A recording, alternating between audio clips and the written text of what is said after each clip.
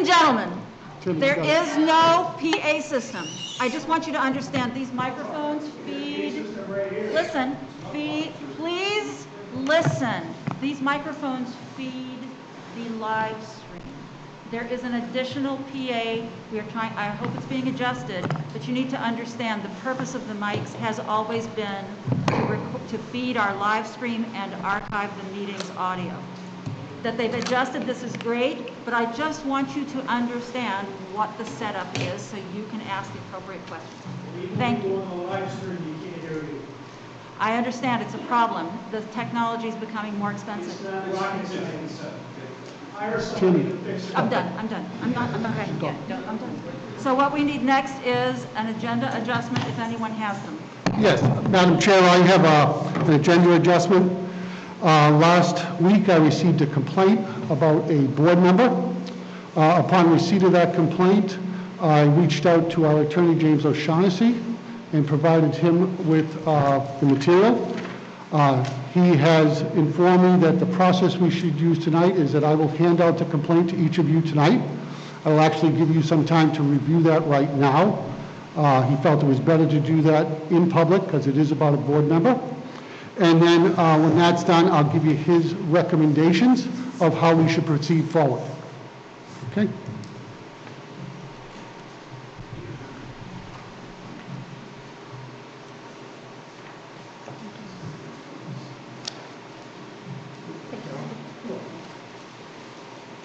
Thank you. Here you go, Randy.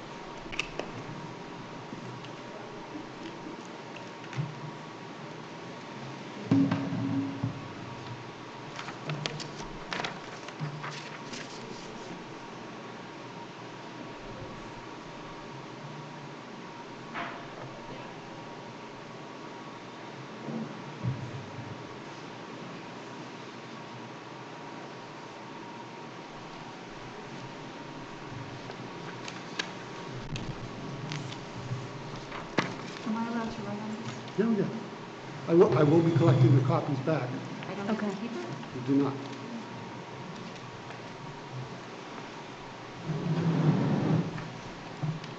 Can I take notes on my own paper? I would just suggest reading it. There's a whole process to it.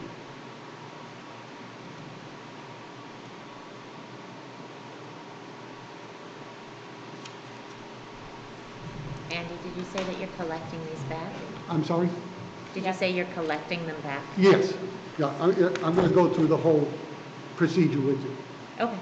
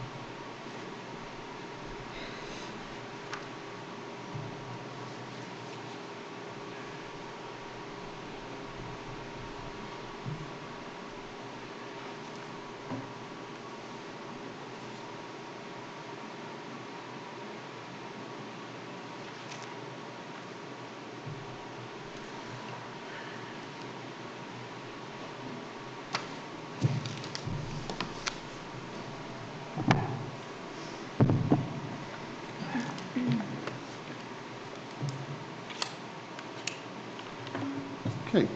On the advice of counsel, what Mr. O'Shaughnessy is recommending is that we hire an independent attorney from Drummond and Woodson, who doesn't typically deal with our dealings, and that person would conduct interviews, research, review minutes of meetings, the videotapes of our meetings and different things, and they would compile a report regarding the complaint. He feels it's essential that we go through this process and make sure that we have all the facts available, and then that firm would come back and do a presentation with their findings for the board, and then at that point the board could decide what action, if any, they would like to take. So I'm recommending we move forward with that process, and if the board agrees with that, I would do we would do a motion during the deliberative portion, and I would contact Mr. O'Shaughnessy tomorrow to get that in motion. The reason I'm collecting the copies from board members is because Mr. O'Shaughnessy provided you with an unredacted copy. If we were to put this out to the public, there would be a couple pieces of information that he would suggest redacting, because it pertains to an individual who is not a member of this board, does not work for the SAU, but is a resident of our community. So he feels we have that obligation. And at this point, he advised me to only take very general questions and just make the agenda adjustment for the deliberative vote on those services. Is that acceptable to the board? I have a question. Sure. So what would be the alternative if we didn't choose to The get the alternative legal, would be, outside legal? the alternative would be that we would have to try to do this as an internal investigation using SAU staff, and I don't think we have the qualifications or the competence to do that. I think there are people who do this for a living every day, and I think that, I think it would be money well spent to get a comprehensive response to the complaint. So we are we mandated in any way in investigating we must investigate either through internally or externally? Yes, we absolutely have an obligation to look into the complaint, and I just don't think we have the skill set or the expertise nor the time to give this the proper attention it deserves. Andy, do you think that there's going to be any specific actions this board will need to take, let's say, by the December timeframe? Do you think you need about a month to do this work with the council? Or I suspect there's no specific things this evening to do because we're just receiving this information. Right. But can you give maybe some insight as to time frame here? Sure. I would contact Jim tomorrow, and I would get a kind of what I'll call a schedule, and they would select an attorney from their firm, and then they would try to arrange time to interview folks that they wanted to interview, review again, like I said, minutes of meetings, the videotapes, all that's available. So I do think it will take at least a few weeks to gather and go through the process, and then they'll do a formal write-up of their findings and everything in the investigation. So I do think you're looking at probably our next meeting. Okay, thank you. What's the name of the law firm you retain? We use Drummond and Woodson. Who selected them? They have been the legal counsel for the districts in the SAU for many years now.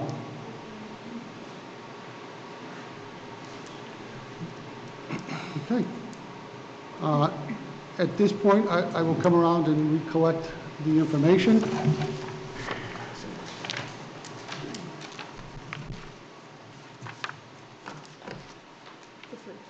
Awesome, thank you.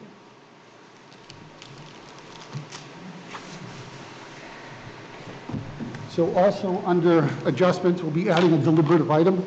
Amy, if you could note that just so that we make sure we take that action. All right.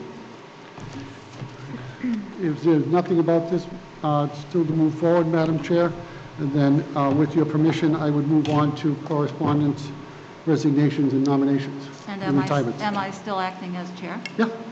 Very well. After you, by all means, continue with the agenda. We didn't vote.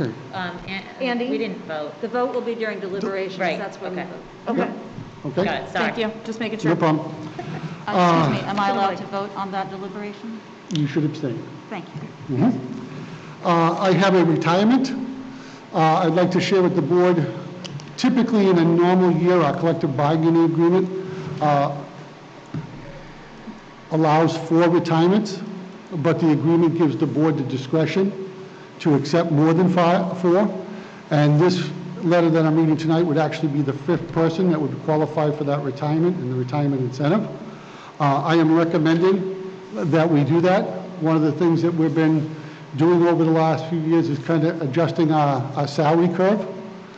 So these individuals that will be leaving us would be doing so at a very high rate of compensation, and most likely would be backfilled with people new to the profession. So it's a natural progression. Our staff is hitting that aging point where we'll see retirements this year and the next couple of years. So this says to Andy Corey and the Hollis School Board, I am writing this letter to inform you of my intention to retire from the Hollis School District at the conclusion of the 21-22 school year. I have thoroughly enjoyed my years as a physical education teacher in Hollis and submit this request with optimism and yet with a heavy heart. Sincerely, David Ozuski. So I need a motion to accept that. So moved. Second.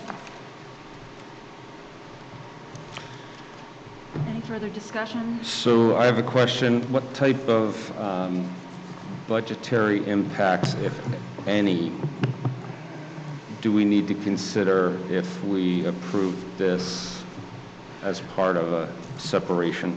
Sure. The way it traditionally works is that we automatically, in the FY23 budget, would put in Master's Step 7, just as a placeholder. This person would be, right now, off the scale, earning somewhere probably between $75,000 and $85,000. Most likely, this person coming in, again, will be relatively new to the profession and probably be closer to the $40,000 to $50,000 range. So when we do that payout, we automatically get the return in that first year. So that first year is closer to a wash. And then years 2, 3, and subsequent years, we start to see that savings in the salary. So that's why many, many years ago, I believe this was negotiated into the CBA to encourage that type of turnover, and A, gives you fresh blood, new staff members, but B, rewards those long-time dedicated faculty to the community. Okay, so adding a 5th retirement and the associated costs with doing that, you don't see any budgetary issues? We can fund the, the whole process of that 5th separation. We don't have any special things we need to do in the budget to fund that? No, because one of the pieces in the CBA, their notification needs to be by December 1st, which allows us to get it into the budget. Okay. So that we're kind of, in some ways, guaranteeing that savings. Again, in that first year, it's pretty much a wash, but it really does build into a substantial savings. So those 5 retirees will really see it in the FY24 budget. Okay, thank you. How many years has Mr. O served? Remember? I don't have it in front of me. He's been here a while. He served many, many Yeah. children. Andy, what was the last thing you said? The answer to Tammy? I didn't know how many years he had been serving here. Oh, years. Yeah. But it's been many, many. It's been many years, yes. He'll be sorely missed. Okay, I Further think, discussion? So if we vote to accept his resignation, we are in fact voting to extend, correct. his I just wanted to be aware that it's his retirement. retirement. Right, all right. So it's not for another vote in deliberation. We're taking Nope. care of that now. right. We All right. always do it. All in favor of accepting? Say aye. All opposed? That takes care of correspondence, resignations, and nominations for tonight. Next, we just have, turning it back to you, the approval of minutes. If we could have a motion on the minutes, please? I'm getting to it. Very That's me. Just a moment. I wasn't ready. Okay. I move to approve the Hollis School Board minutes from October 6th, 2021, with the following amendments. Page 4, line 17, replace were with where. Page 6, line 33, correct the spelling of A-R-E. Page 7, line 39, replace provide with provided. Page 8, line 47, replace the period with a comma. Page 9, line 26, insert in following we were. Page 11, line 6, correct the spelling of level. Page 12, line 19, replace 2,104,538 with 2,014,538. Page 14, line 31, replace the period with a comma following time. Page 15, line 30, replace then with them. That's it. Just that. Second. All in favor? Thank you. And then we have another. There's 7 minutes. some more without, let's see. The, So it'd be the October 14. okay, yeah. Motion to accept the Hollis School Board minutes of October 14th, 2021. Second. Further adjustments? All in No. favor? That's what threw me off, no adjustments. Yes. All right. And now for public input. As we did last month, public input will be timed, 3 minutes per speaker, first come, first serve. We'll try to give you a warning, 3 minutes, and your time's up. First? Hi, Dennis Johnson, 7 Main Street. I just had something quick to say. I've been coming to these meetings a few times, third time now, and for what I see is this huge disconnect between the board and the parents. And maybe in your mind you're thinking, oh, it's only the vocal parents are coming, or maybe not, or this, but I'm like, should we be on the same team helping our children, the board and the parents? It makes logical sense, right? But I see this huge disconnect. You saw it last night in Virginia, where the whole state basically came down to the Loudoun County school boards and all the fighting that was happening. And Terry McCullough saying, the parents shouldn't have any say in their schools. So I'm here saying we need to have a say. And I would love to get us all on the same board, on the same page. We're always going to have disagreements. But I don't think the school board should be against the parents. So I spoke, and at least probably 9-10 parents spoke the last meeting. And we all pretty much had the same basic thing to say, was the psychological damage that these masks are putting onto our children. At least that's what our perspective was. And then I left because I can't stay here the whole time. I watched it on YouTube, and I saw you guys meet afterwards, never bringing up any of what the parents thought. So we're sitting here wasting our time trying to talk to you guys, and then you go amongst yourselves and just disregard everything we've just said. So it's like a struggle, which it shouldn't be. That's all I got to say.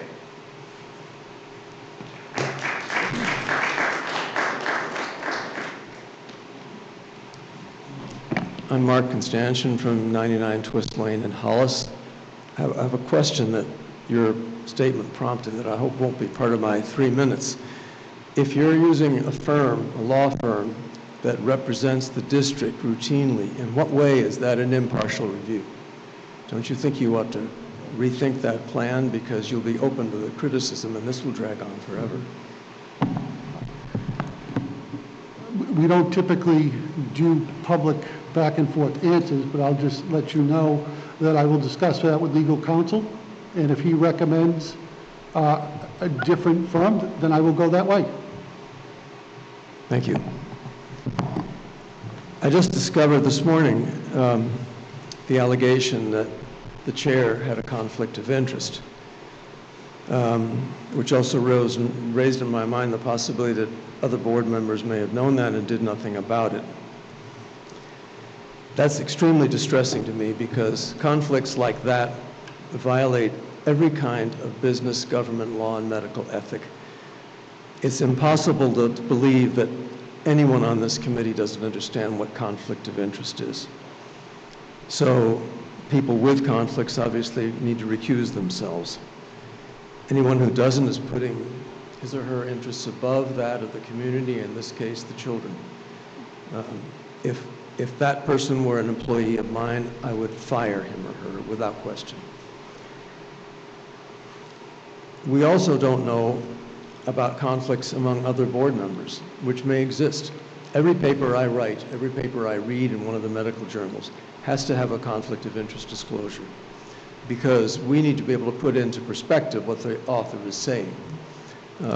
So I think every year I have to write an attestation for every organization that I belong to, explaining any connections that I or my family has to any business. And I think that's something that would be advisable for every committee member and every board member in this town, because otherwise we don't have clarity and we don't have transparency. I just want to make some brief statement about masking too, because there's new literature on this, so we don't have to guess whether it's a good idea. And anyone's expertise on mask manufacturing doesn't mean that he or she therefore knows when the masks ought to be used. That's a public health issue. We now have data from Sweden where there's socialized medicine, everybody has a doctor, everything is free. And they now looked at 1.9 plus almost 2 million children when they did no masking at the schools and no distancing. About 140 children came down with COVID, and most of them had risk factors. Not a single child died.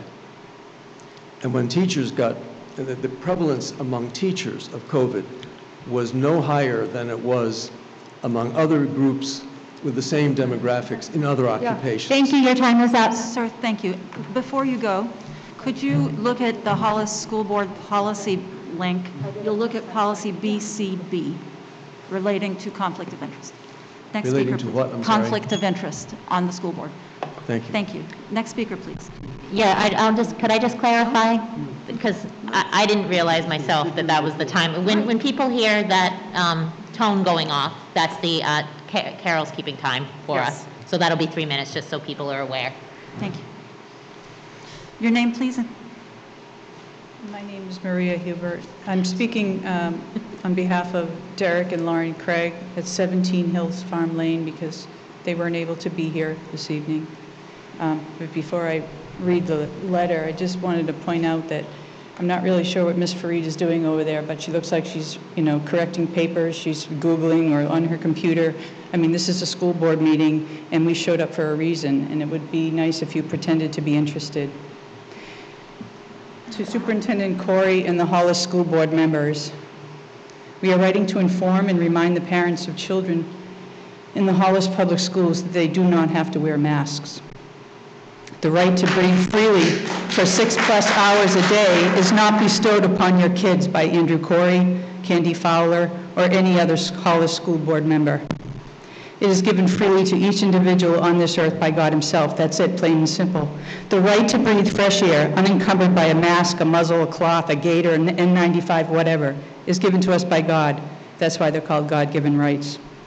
When did we forget that we are free beings? When did we lose sight of our God-given rights? Does everyone remember way back so long ago when it was 2 weeks to slow the spread? Now we're closing in on 2 years and nothing has changed. Your kids are still masked. Now they're set to be inoculated with a still experimental shot, not to be followed by endless boosters if your poor child doesn't succumb to the myriad, sometimes deadly adverse reactions that are being reported worldwide. The world has gone mad, and are you going to continue to go along with this? And if that wasn't enough, we now have Tammy Fareed, chairperson of the very same school board who decides how your kids are allowed to breathe all day. In her infinite wisdom and unchecked hubris, Ms. Fareed made it plain to all at last month's meeting how knowledgeable she is regarding masking. How, you ask? Because her husband works for a company that holds patents on masks. Now, if you don't see the blatant conflict of interest here, there isn't much hope for you. So you're telling me that the woman who has a heavy hand in deciding whether or not our kids wear muzzles all day, that her husband makes these for a living, do you honestly believe that she would vote against mask wearing when it directly affects her bottom line? This is a bridge too far. Ms. Fareed must step down immediately, and any school board member that did not question this egregious conflict of interest should also resign immediately. Do the right thing before it's too late. And to the parents out there, do the right thing. Take the masks off your kids. Send them to the school to learn and breathe freely as God intended. You are turning an entire generation into sociopathic, hypochondriac germaphobes. Is that what you want for your kids? You've ruined them. Some are lost forever. But for some, it's not too late. Stand up for what's right. Make masks optional. We thank you for your time, Derek and Lauren Craig. Thank you.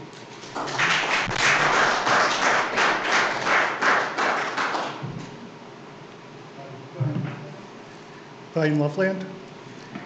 I just want to say thank you very much, Ms. Fareed, for all you've done for the town and the school district. And I think that it's a travesty that such a frivolous complaint is being brought against you. And I hope that the investigation shows that it was totally without merit. The masking is not going to, for a small town, will not be a huge impact to an individual's bottom line, as the previous speaker was saying.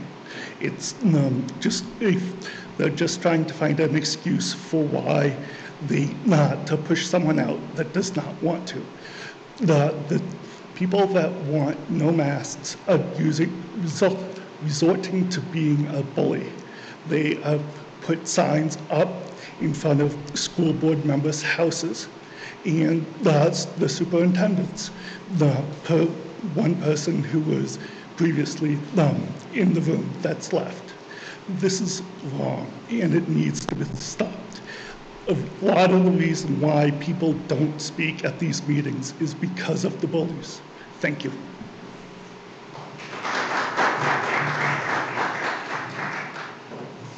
Marcia Donaldson, Van Dyke Road. I have a point of clarification. I got the impression at the beginning when the document, the conflict of interest complaint was handed out to all of you. Is this the first, I would like clarification on it, is this the first time that all of you had seen that document? Correct. All of you? I saw it the day it arrived, and there was one other copy that was sent to the Hollis Primary School. Okay. So that principal saw it, realized what it was, and sent it to me via interoffice mail. Okay, so. No one else. Thank you. It was my impression that the school board, everyone on the school board had received that, so I wanted to clarify that, and you are telling me, no, you did not. No. Tonight was the first time. That's why we had to take time to read it. Okay, thank you. Thank you. Pam Hicks, 8 Maple Knoll Drive. I guess with all of this, the conflict, I know I'm tired of all of this conflict, and I imagine everyone else is. Our country, our communities, our families, they really are being ripped apart. And to what end? These are our children. They're not these governing board's children. They're ours.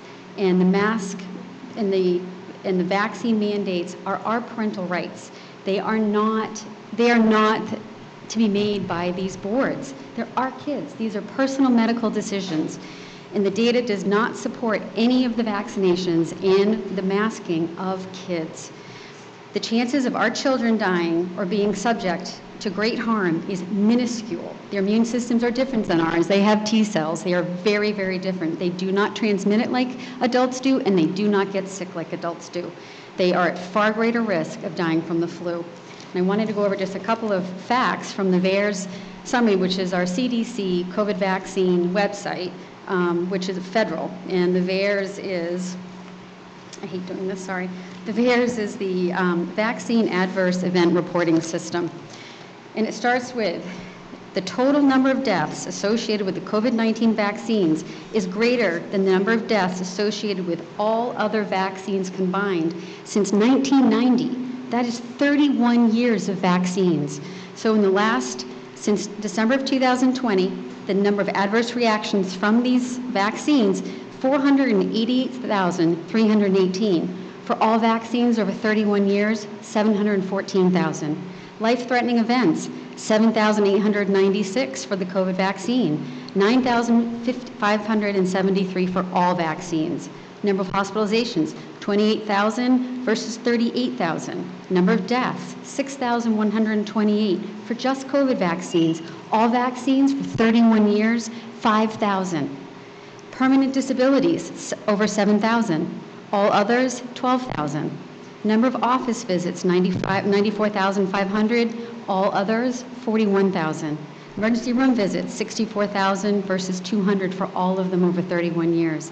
And the number of birth defects after vaccination, 276 for the COVID vaccine versus 89 for 31 years. And the VAERS website it's said to be grossly underreported, at least 40%. So if we were to, let's see here, if we were also to go to the CDC website, you would see that from the reporting period of January 4th of 2020 through October 30th of 2021, for ages 5 through 18, 474 children, or actually between the ages of 5 and 18, nationwide since the beginning of this pandemic have died with COVID, not of COVID, with COVID. So that's half, and they're saying that at least half had comorbidities like leukemia. I know this is over. Are you but- about done? Because that was your timer. Okay. The data is not here. These kids, they're being harmed by the masks, they're being harmed by the vaccines. You guys, you cannot ensure their safety. There is no reason for any of this. Our high schoolers went back. Thank you. I know, Thank you. there's been no issues. They're doing great. They're finally thriving and they're happy at school. Thank you, ma'am. I appreciate it. Please get the masks off these kids. Thank you.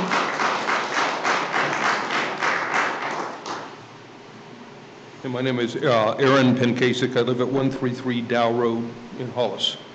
I'm not here to talk about masks. I'm here to talk about ethics. And I want to read a quote here from a video that Tammy quoted. It says, "I have direct familiarity with the nanotechnology of high-efficiency masks thanks to a family member who holds patents in the field of filtration related to these materials and works for an American company that has a long, proud history of supplying such materials for clean room filters, N95, and other masks, parentheses, for which the federal government awarded a multi-million-dollar contract in mid-2020, close parentheses, ventilator filters, parentheses, 80% of the American market, close parentheses, and much, much more. I am familiar with the science from electron microscopy on up, and the practicum of masking." And then I want to read the definition, the legal definition of a conflict of interest. It is the circumstance of a public office holder, business executive, or the like, whose personal interests might benefit from his or her official actions or influence. I don't know how this board could not have seen that conflict of interest when Tammy made those statements. How could you miss it? I mean, when I was working, if I had done something like that, I'd have been fired. Right? So every one of you around this table has an ethical responsibility to see conflicts of interest like that, and you ignore them, and now you're trying to sweep them under the rug, it feels like, by saying it's gone to our legal counsel. That's not right. Shame on you. Shame on all of you for doing that. It should have been brought up, it should have been recognized, and it should have been dealt with when it happened. And you're not doing it. And we, the taxpayers, are paying your salaries. And you're not being ethical in the way you treat these issues. I don't appreciate it.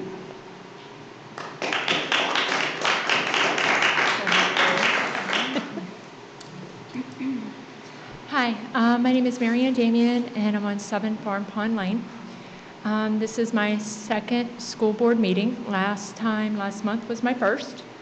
I actually sent you an email that I never received another response from, which was quite disappointing. Tammy, while I was sitting there, let me first say, I'm in human resources. I'm a director of human resources. We do training on ethics. And at my first meeting here, Tammy says, she shared and she waved her hand saying that every mask that those at the meeting could see, worn by other board members and around you, have someone you know, I'm not going to say, materials in it. And I was sitting there thinking, wait a minute, did I just hear that? She didn't just say that. That's not, she should not be doing that. Like, I don't know what type of training the school board goes through to learn about their code of ethics. But one of the things that I saw that was written, it says represent the entire community without fear of favor while not using the position of school board member for personal or financial gain or benefit to self. I don't know why someone didn't say, you know what, that doesn't seem right. Like, that just completely blows me away. I am happy to hear that you are now going to address it some. Of course, it's with an outside counsel, which is fine. I mean, that's something that someone else, I would do also if I was in human resources. The other thing is that it's my second meeting, and I feel like there is a huge disconnect with the community and the board. I'm like sitting there, I'm like, what did they just say? We can't hear you. I understand you explained why we can't hear you, but that's a problem. Like, we're here, we want to hear you. We want to work together. We're all here because we love the children. We all love our community. We wouldn't live here if we didn't love the community. We would move somewhere else. So why can't we learn how to respect one another and address one another? I feel like I was sitting there earlier, you guys just kind of said what you said, I couldn't even hear it, and then you were leaving, and I'm like, what the heck just happened? Like, completely clueless. Until someone stood up and said, does anyone want me to explain what just happened? I'm like, yeah, that would be great. Like, I have no idea, this is my second meeting. That's awful. Like, really, do you want to conduct business like that? Is that how you act towards your fellow neighbors and children that you are supposed to be in care of?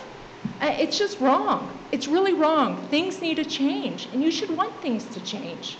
Like, you wouldn't hold your business that way. Why are you holding your school board meeting this way?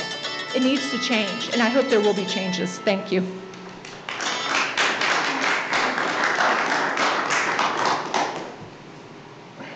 Eric Moran, 18 Jambard Road. This formal ethics complaint and notice of intent to file with the State Board of Education and Education Commission shows a clear conflict of interest between Chairperson Fareed in regards to her vote in favor of the mask mandate due to her family members holding multiple patents in masks, materials used in masks. She has stated herself on numerous occasions, both at these school committee meetings as well as in emails, about her personal and familial financial interest in masks. She even mentioned her husband's company's multi-million-dollar federal contract awarded to them for their masks, clean room filters, and ventilation filters awarded in mid-2020 at the height of the pandemic. The superintendent, entire school board, and other school officials were all aware of this conflict of interest, as they were all in attendance of these meetings and were included in these emails, yet did not say a word about it or push for the chairperson to recuse herself from the vote on the mask mandate. The vote on the opening plan with mask mandate back in August should be null and void, and masks should be optional as they are in upper-level schools. School board members are restricted from taking part in any action, which can include voting on issues where family is receiving financial gains, such as the production, sale, and distribution of masks. The chairperson has a clear familial financial interest in keeping the mask mandate intact for the foreseeable future and likely indefinitely. This seems to be the common theme, not only in our little town of Hollis, but nationwide. Those that have been making obscene profits since March of 2020, like mask manufacturers, big pharma, and ventilator manufacturers, don't ever want this cash cow to end. The data has been stable and clear just after the start of the pandemic that there is far less susceptibility for children or severe illness for children, and very low risk of hospitalizations or death for children when it comes to COVID. Survival rate for children is 99.995, and overall infection fatality rate for those under the age of 70 and younger are at 0.05 worldwide. There have been 0 deaths in children in New Hampshire ages 0 to 19 since the start of the pandemic. We have had a few positive cases in our schools, but it means literally nothing. From what I have researched, it led to 0 hospitalizations. The case counts between schools in the towns that are masked and those that are not are insignificant. I have already discussed in previous meetings the actual data between COVID-19 and other viruses such as the flu and RSV and their actual hospitalization and death rates in children, which are far, far higher than COVID each year. They are higher each year than they ever have been for COVID since the discovery of the virus. Superintendent Corey is recommending continuing masking according to tonight's agenda. He claims that masking has helped keep positive cases to a minimum, citing 0 evidence of such. He then goes on about mask mandates slowly being lifted after the vaccine is available and administered to children ages 5 to 11 to give them more protection. More protection. Unvaccinated children are at a statistical risk of practically 0 of serious illness or death and extremely low risk of spreading it to classmates or teachers. I have relatives in Belgium, children in schools, 0 outbreaks at their schools, and they haven't worn masks in a year and a half. Thank you. Thank you. Hi, Karen Bridgeau, Buttonwood Drive. I just kind of wanted to ask a very quick question, but are school board members salaried? We receive $300 a year. $300, is that for like a month? A year. A year. So for an entire year of your volunteer service, you get $300? Okay, I'm just clarifying because someone earlier mentioned something about getting their money's worth for their taxes, and that kind of made a little red flag go up because I didn't really think you actually made that much money. So I really just kind of wanted to clarify that. Something else that I kind of wanted to clarify is that someone talked about the definition of conflict of interest and whether or not the board understood the definition of a conflict of interest. And, fair question, making sure that people understand that definition. But I'm quite certain that all of the people in this room understand the definition of a character assassination, and they also understand the definition of guilty before proven innocent. I think it has been made abundantly clear in this meeting that whatever spurious allegation, in my mind, is being put forth to this board is going to be dealt with in a professional manner. And anyone coming up to this podium to besmirch someone's character who gets $300 a year for her time, well, I'm going to use another phrase that I heard earlier, which is shame on you. And I'm not directing it to this board. I'm directing it to the people who have said, shame on you. Because what happens in this room is that people who care about other human beings and volunteer their time to be on the school board, you would think that my passionate things would... obviously, people here care. Something else that I wanted to talk about that I thought it's interesting that people are complaining and not being heard while they're standing at a microphone and they are speaking. I think it is perfectly clear that if you are standing at a microphone and you are speaking, that you're being heard. You are also being recorded. It is put down for posterity's sake. The other thing I would like to point out is that something being swept under a rug. Yes, hiring legal counsel and having something clearly vetted, researched, and investigated, that is not being swept under a rug. That is using tax dollars to go through and follow up on some sort of allegation. And I think that is definitely not the definition, since we're speaking about definitions, of being swept under the rug. Lastly, I would also like to say thank you. I'd like to say thank you to Andy Corey and to the SAU staff. I would like to say thank you for all the people who are serving on this board. I think you are courageous, and I support you.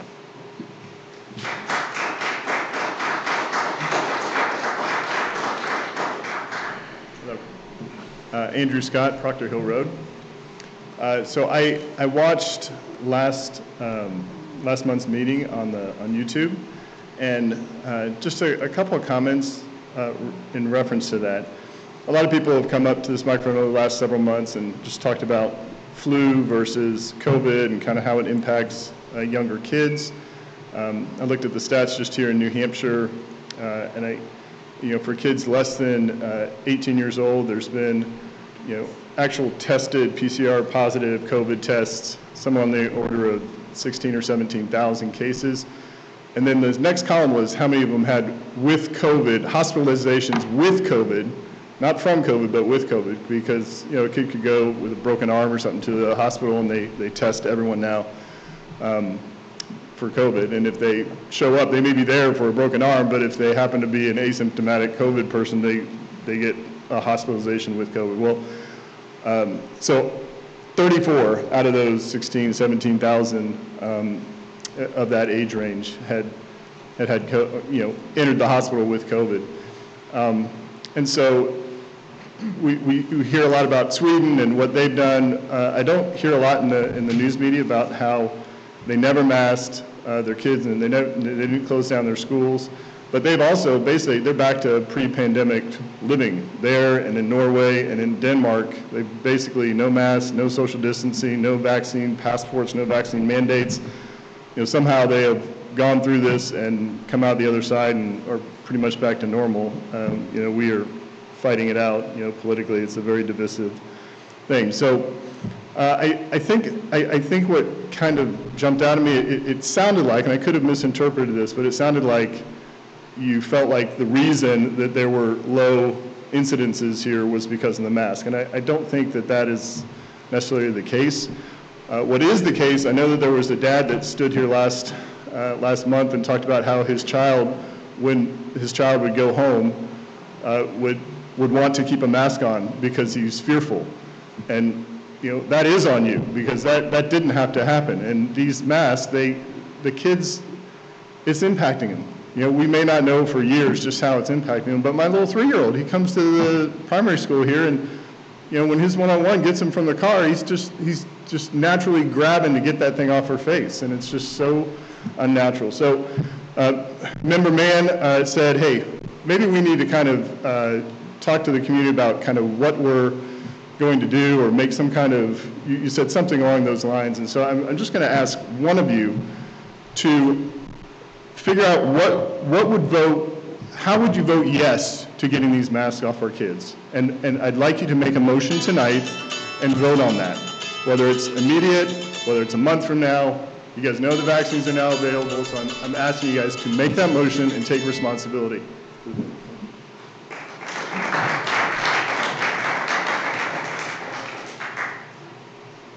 Hi, Anna Birch, Broad Street. I wasn't exactly prepared, but I did feel as if I wanted to come tonight to maybe be a dissenting voice because I feel like at many school board meetings lately there is a big crowd, and I don't know that everyone here is indicative of the whole community of parents in the Hollis School District. And I know many do support their kids being in school, and that means having their masks on. So I just want to say that I support that decision, and I appreciate this board in that you are, you know, as you get information, I trust this board to make decisions.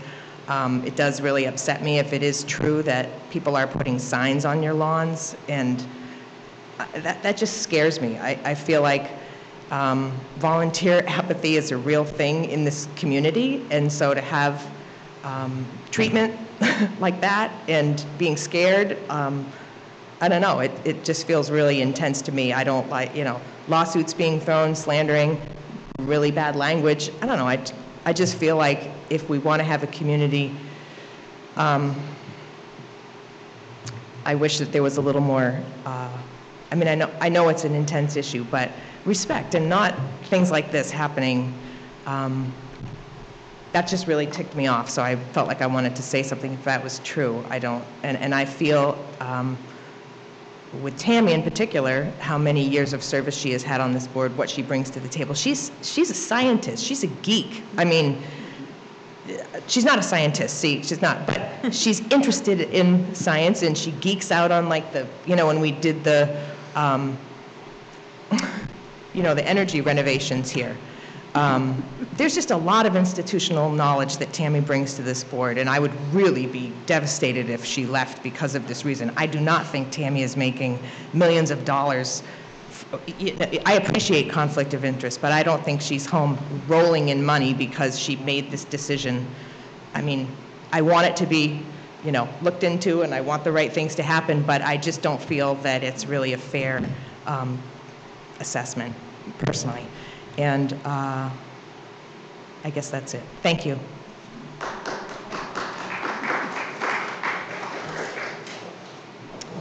Hi, hi, Krista Whalen, Worcester Road in Hollis. I wasn't planning on speaking, but I did want to say thank you all for all of your efforts and all the work you put into it, because it's substantial. I'd also like to say that an accusation has been made and it's going to be investigated. And I respect that and appreciate that, because I certainly respect a code of ethics, and I know that it will be investigated.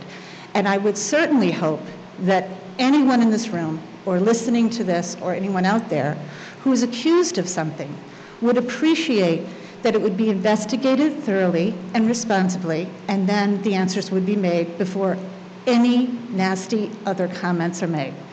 So again, I want to say thank you. I'm glad you're investigating, and I look forward to the results. Thank you. My name is Jonah Wilder, and I live at 48 Pierce Lane. I'm putting this sign here for you to see that masking kids is child abuse. We, as a community, gave you this document at the beginning of school. Not one response has been given back to me or anyone else that I know of, and I would like to point out that I don't believe that you have all even read it. The complaint has been made and it's been heard throughout the night of why. The conflict of interest is there. You are taking away our rights as parents, and I'm not going to sit here and repeat for you all the things that have happened. What I will let you know is that I am going to spend every moment I have tirelessly searching out ways to right these wrongs. One of the things I found was your ESSER 3 document that Gina sent to the state, stating that we were involved in the process.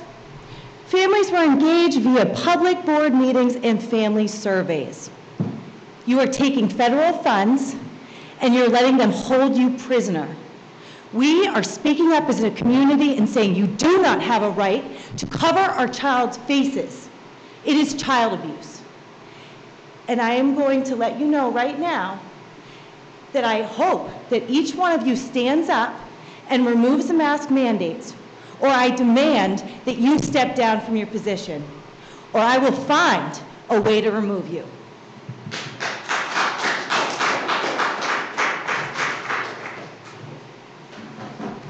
Katie Whitman, 17 Toddy Brook Road. I'm here tonight to speak to the character of Hollis School Board member Tammy Fareed. Tammy has held her spot on the board for multiple years and has become chair this year. She has taken this role extraordinarily seriously, and if there was a conflict of interest, she would be the one to first address it. Tammy has made district progress, student safety, and education, especially over the last 18 months, her top priorities. This complaint is a frivolous waste of time and resources. The blatant bullying of the school board needs to stop. People say the parents have a disconnect with the school board, but it is only a few people speaking and bullying everyone else. If the parents as a whole were disconnected from the board, then they would not vote to re-elect them. Thank you.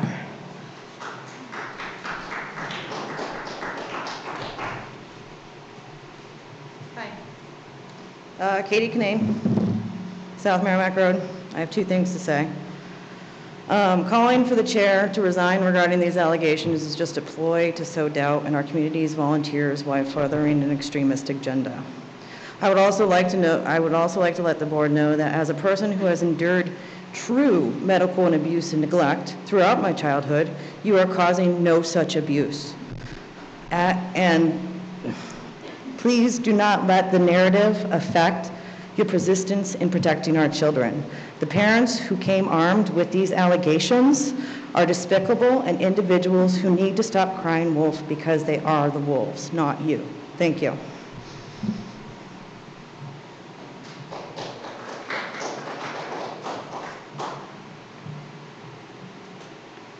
Michelle St. John, excuse me, Michelle St. John, Orchard Drive.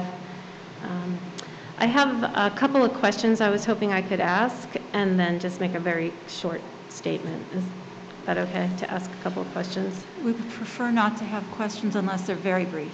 Well, I was just wondering... So that everyone has a chance to speak is my point. Yep, I was just wondering, Tammy, does your husband own the company that's in question? I've been asked not to speak on this because the board members have not had a chance to digest what we read this evening. I don't have a copy of this complaint. I have had zero communications. So I would rather not comment on this in this setting. I'm not trying to hide anything. It's just not appropriate at this time. Yep. I will say that the complaint was shared on a website several days ago, and it is in the public domain. I'd also just like to make a couple of comments. It really has been a tremendously stressful 2 years, right? And the division in our community is growing wider and wider. And I hear people come, and I occasionally still come to the Hollis School Board meetings. My children are in the co-op now. I do follow online, I read minutes, and I do come occasionally. And one of the things I would like to make note of is I know from myself and from others that you receive public input in other ways than coming to the school board. Every individual is able to send an email or a snail mail letter to all members of the school board. And so when allegations are made that that the school board is not listening to the people in the audience, there's more individuals who are writing to the members of the school board and the administration than what you see in a school board meeting in public input. I think that individuals who do support what you are doing do not feel comfortable in this space over the last 6 months, 8 months. It increasingly becomes a very unsafe space. So that's really what I wanted to say. I thank all of you. I know what it feels like to be on that side of the table. It's a tough job. It's even tougher in the climate that we are working in. And I just hope that our community can take a step back and find ways to find consensus. Thank you.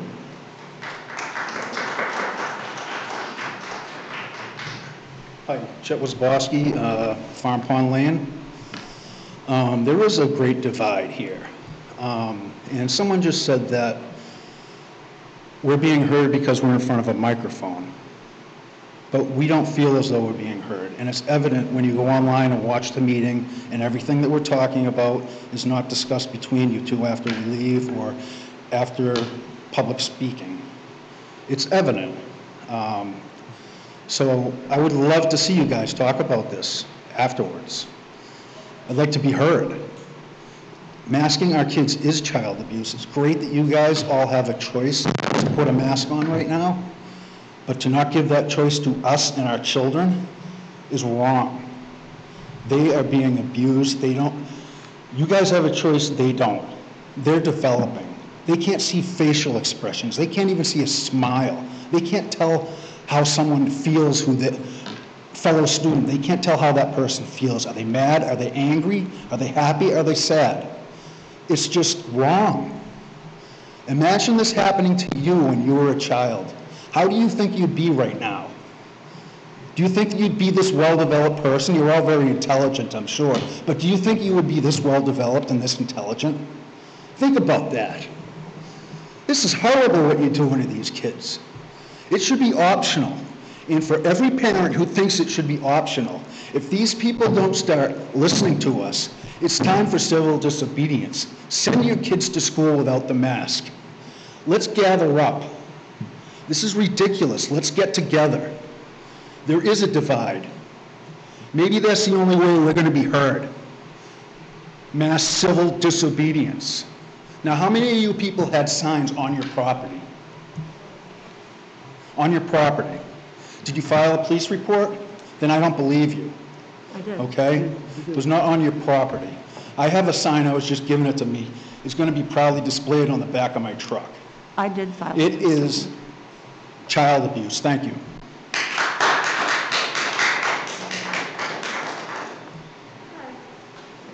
Kat McGee, Becky's Place. I just wanted to say that what I'm seeing and, have been seeing over the last several months at various meetings in town is a change in demeanor in terms of how we're treating public officials who have stepped forward to be volunteers. We've always enjoyed really wonderful volunteerism, although there may be some apathy, as Anna Birch said, in people stepping up, and maybe some people end up serving longer than they originally intended. We do seem to always have people who are doing the jobs for the right reason, and that's the only reason I got up. I didn't plan to speak. I never actually plan to speak, even though I'm very chatty. Very rarely do get up. But what I wanted to say is that I think the thing that's concerning to me is the level of personal attacks that people feel they have to rise to in order to be effective in their arguments.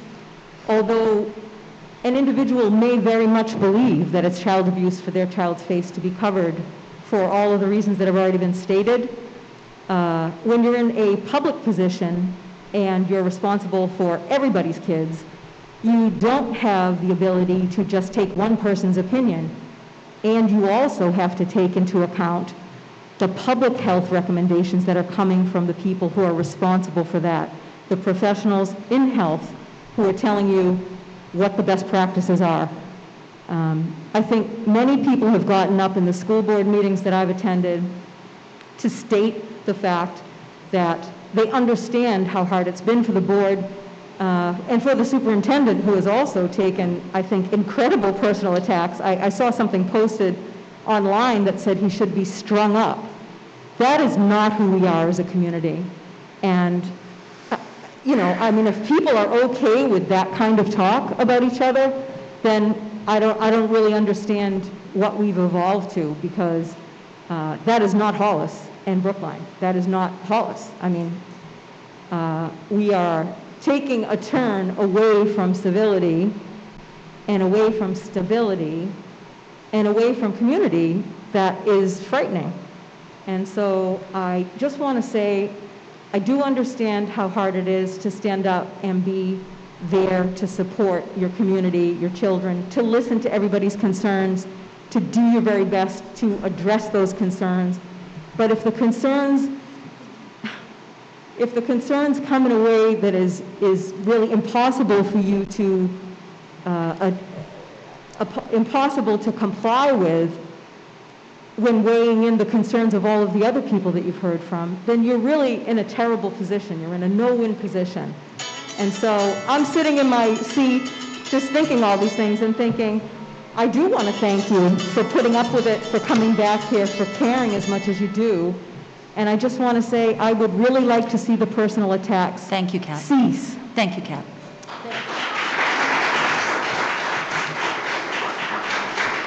Hi, I'm Jen DuPont, Lovejoy Lane. This is my first meeting. I have a 6-year-old daughter in Hollis Primary. We moved to Hollis 2 years ago, actually, for the school systems, because they're phenomenal.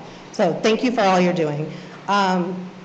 She's been masked since we got here, and last year she had, I'm sorry, this is so weird because I'm not good at public speaking, so I apologize. But she had a moment where I picked her up from school, and she saw her teacher walking out without a mask, and she said, "Oh my God, that's Mrs. Happy. She's so beautiful." And I just thought that it really resonated with me as a parent, because these children just need the emotional touch and the emotional context with their peers and their teachers, and that just goes such a long way. And that I sat there in the car and I cried, and I'm not an emotional person, so I can't believe I'm crying in front of a group of people, so I apologize. But I'm just saying, I just can't believe what this world has come to with, we live in a live free or die state, and the choice of just parents being able to make the choice to vaccinate your child. I'm not an anti-vaxxer, it's not about that, it's not a political thing, but just the health and what you think your child should be doing every day is all you have. When you become a parent, that is what you live and breathe for. And I just want the choice to be able to send her to school with a mask or without a mask. And if they really work, then the people that have masks on, they will be fine. They will be fine. And if the vaccines work, then the children that are not vaccinated should, and vice versa, should be fine. It's just about choice and respect and understanding that every parent has a different situation. We all come from different places. And I just wanted to get up and say, thank you for all you're doing. I'm sorry I'm emotional, but I just want the choice for my child to be able to send her to school with a mask or not and have her enjoy everything that she should, that I remember as a kid going to these schools and the teachers that live and breathe these children, and they put so much forth on a day. I have families that are teachers, so that's all I really had to say. I don't know if it made any sense to any of you, but thank you. Thank you.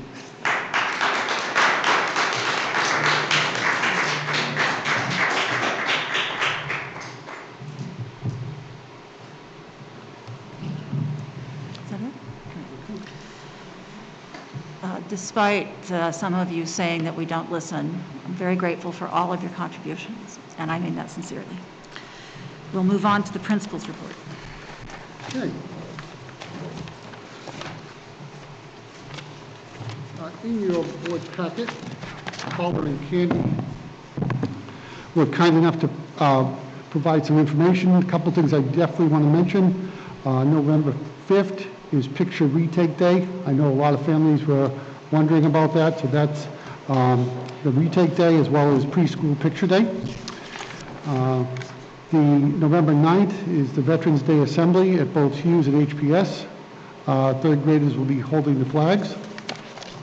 November 11th is Veterans Day, there's no school. The 12th is a professional development day for staff. The 23rd is the early release day for PLC collaboration time. And then we enter into Thanksgiving break for the 24th to 25th, and there's no school for staff and students. We have started conducting our JLMC. Those are our joint loss management visits, where we have a committee from the SAU that goes around to all the schools and does a self-evaluation from a safety point of view. So those are ongoing and led by Kelly. I'd like to thank her for that. I will comment a little bit off the schedule. Last Friday, I had the opportunity to sub for a third grade class. So firsthand, I got to experience a math lesson. And as many of you know, I taught math at the high school for many years before moving into administration. And I was utterly amazed at the level of rigor that our kids were displaying, the fun that went into the lesson, and I just wanted to recognize the teacher and the students, because for me it really provided a day of sanity. Like always, my best period was recess. I did really well out there, and we get through the rest of it. Candy and Paula continue to highlight a variety of different things that they're doing for social emotional learning. As we know, this has been a very difficult time for our children. One of the things we've seen an uptick with is some behavior issues. And again, I think it is that whole socialization, the play thing, and our guidance counselors and staff at both schools is doing an outstanding job of addressing those situations. But I did want you to be aware of that. We recently had Hat Day across the Hollis District, and they raised $1,900, our children raised, for the Child Advocacy Center. And we just want to thank the community for all their support in making that happen. We continue to work hard to think outside the box to fill our paraprofessional needs. As you know, if there's anybody out there in the community that would like to work in our buildings, right now it's difficult to get paraprofessionals and some of the other staffing pieces. And the Hollis Fire Department has been into the kindergarten classes. They share information about fire prevention. And again, having the opportunity to go around to the schools, I get to see all the children's posters where you can see that, what they took away. What it means at home, in their bedroom, emergency exit plans, all the different things that are discussed. So it's been an exciting couple weeks, and we look forward to November and starting the holiday season. And if there are no questions on the principal's report, I would move into the draft budget for the SAU. I would like to comment on the principal's report. Tammy, I can't hear you. I'm sorry, I would like to comment on the principal's report. This is the richest amount of information that we've had in a long time. Long before you came, Andy, the principals, our two principals here in this district, gave all the reporting concerning the entire district. And as a parent on the other side of the mic, I was accustomed to hearing very rich reporting out of the buildings. Since you've come, you've taken on that role very well, and I'm much appreciated, but it is a pleasure to get this level of granularity and detail. I know it's a ton of work and they're very busy, but it's so much appreciated. Yep. I will pass that along because they appreciate it. In terms of the SAU budget, most of this board, I believe, was at the SAU meeting, so I won't spend a lot of time. I do have, and I will hand one to Tammy and ask her to pass it along. At the SAU board, there was a request to do a more detailed job description. Just one page? Yep, two sides, for the communications and compliance specialist. So we have done a draft proposal of that. We took it to Brookline last month. It's here tonight. If you have any feedback or items that jump out at you, if you could just pass those along via email to either Gina or I, we will make that happen because it's our goal to have that kind of ironed out for the December 16th SAU Budget Committee. In looking at the SAU budget, so we can keep these. Pardon me? We can keep these. Yes, those are your copies. In the SAU budget, we are proposing basically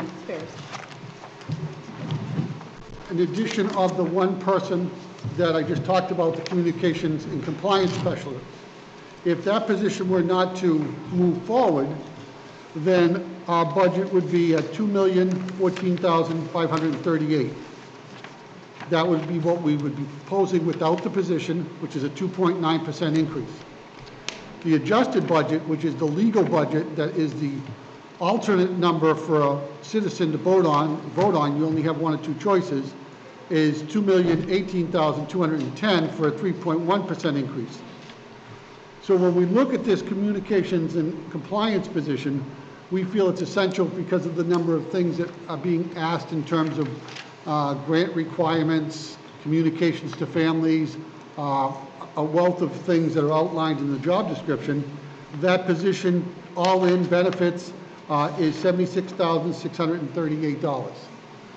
And the compliance piece of that is really a critical piece to me because when you look at long-term grants and things of that nature or getting donations is all dependent on reaching out and being in compliance with the requirements. So we are proposing that budget of a total budget of $2,107,176, which is the all-in budget with the positions and everything we're asking for, which is an increase of $149,579, which is in the SAU budget is a 7.6% increase.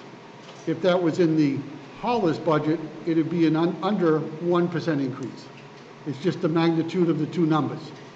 So that's why it seems so significant.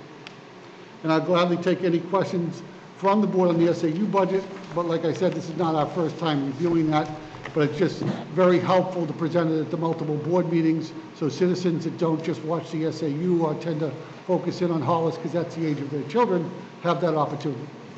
I think this is a much better description of the job, much more comprehensive. Is this going to be posted somewhere? Well, what we would typically do is we would bring it to the SAU board kind of for what I'll say a blessing. Yep. And then we would post it, but you make a great suggestion that we might want to put that out as a proposal because it has been to Brookline, it now has been here, and it will be in the co-op next week. So we could at least get it up before Thanksgiving and give it a good 6 weeks before the board would be taking action. Yeah, I think that would be a great idea. Okay. Thank you. Thank you. So it's proposed, right? So it's going to go through an approval process at the governing board level? Correct. The governing board at their December 16th meeting will have the public hearing on the budget. At that point, the governing board could decide not to put the position in.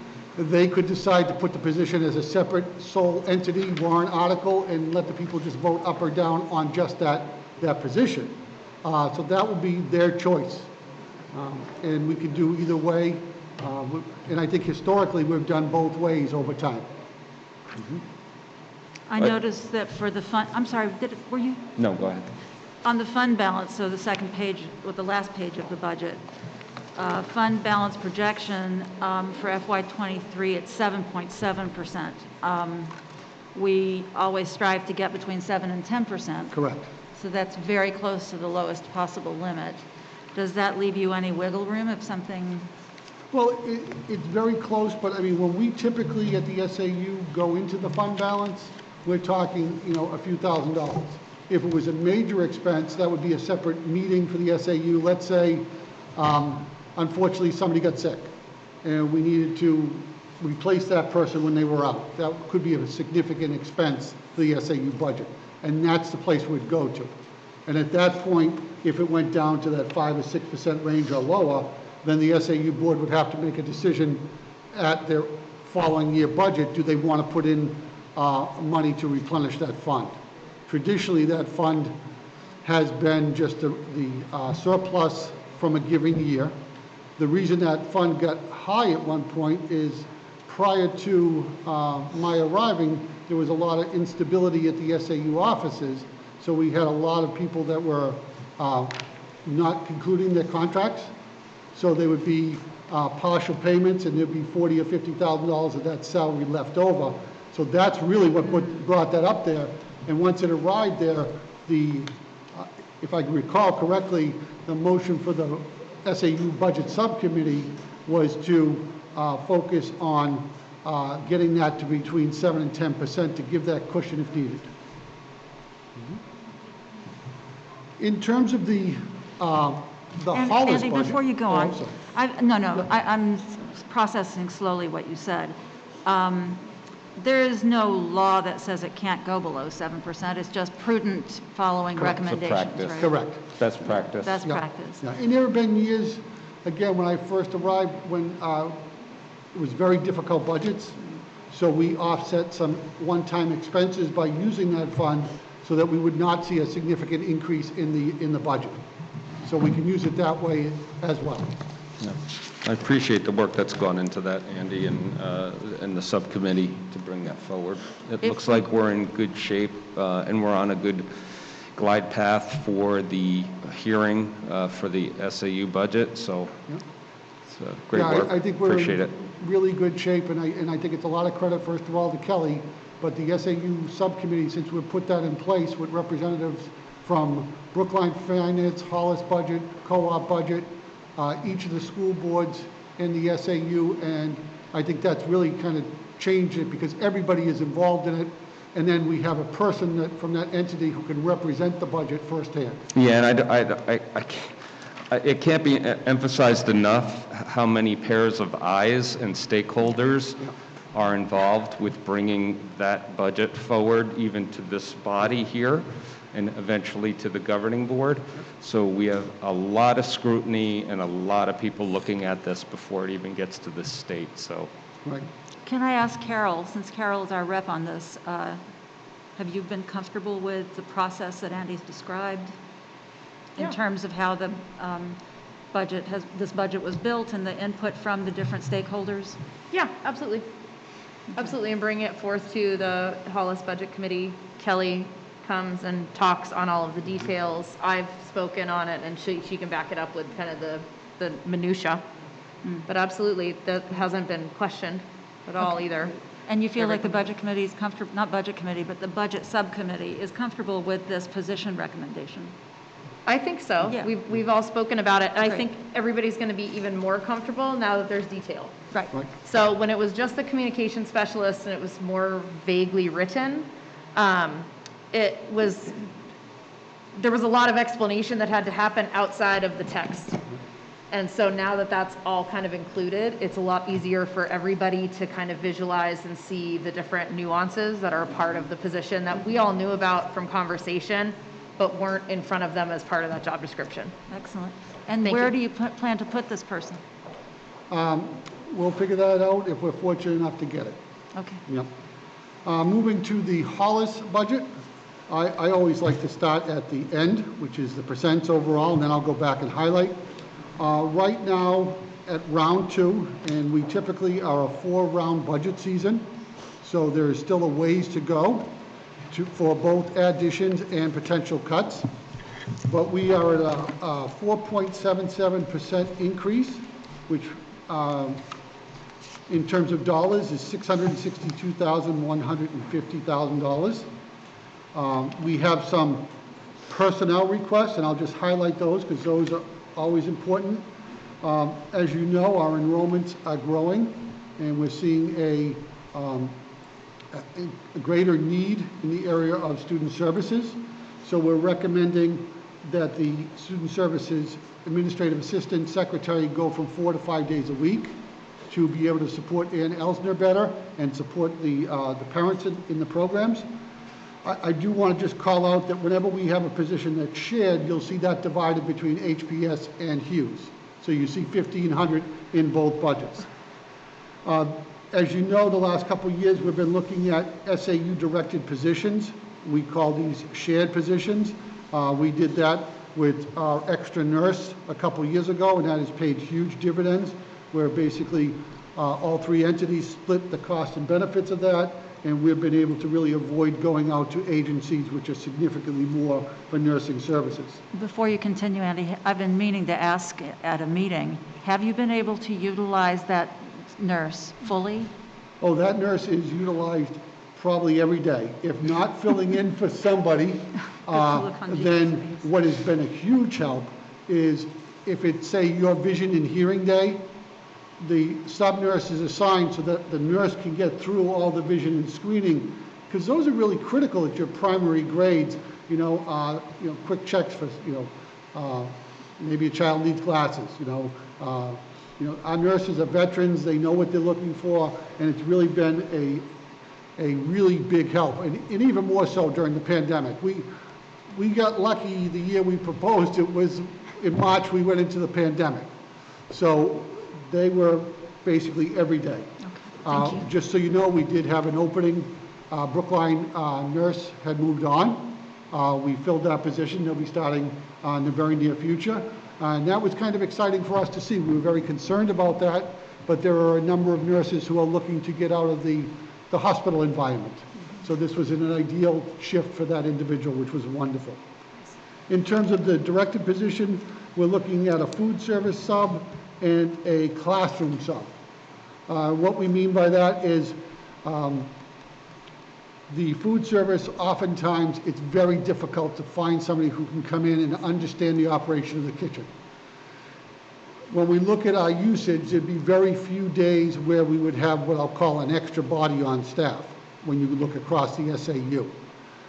On those limited occasions, they could help us catch up on inventory and things like that, working with Amy Cassidy, who's our food service director. But to have somebody who understands the line, what goes into a meal, all of those type of things. And while I'm talking about food service, I need to give those ladies and gentlemen a huge plug. It's just amazing because, as you know, we're still delivering lunches to classrooms for the majority of classes. We have started using the cafeteria, we have started the commingling and all those things, but every day they've got the 20 meals ready to go with the chocolate and the vanilla milks and the right desserts and the right cookie. And if Johnny or Susie doesn't get the right dessert, they show up at those ladies and they are wonderful. I mean, they are the most caring, considerate individuals, and it's not going to be a tragedy. Johnny's going to get that cookie, but it's important. And I witnessed that firsthand last week, and as a kindergarten student, and it was just adorable. And it was also social skills learning for him to be able to go from the kindergarten to meet the food service ladies and request his cookie. So there are a lot of skills that we sometimes don't associate with math, science, English, history that are critical. So you see both of those divided. Candy has requested music numbers, thankfully, are going up. It's a very strong program, even in COVID. Many days you'll see them practicing out on the basketball court. We'll be moving into the cafeteria once the weather changes. We're looking to move that from 0.6 to 0.8 to better service our kids. So those are kind of your non-special education positions. Under the special education positions, we're requesting 3 paras. Those are primarily based on student needs. Many times they're one-on-one. We're also having the budget an ESOL teacher, which is shared with the co-op. The 2 things have happened. Our ESOL population is up slightly, but at the same time, the new guidance for the state requires a period a day for those students. So it's just, there are more student needs just based on the new guidance. Our current staff is doing a wonderful job, but we will need to expand that to stay current. In terms of, I'm going to jump over a lot of the academic pieces because those are all vetted and go through multiple rounds, and those typically, some may get cut, but we really try to stay away from doing anything that has to do with classroom programming.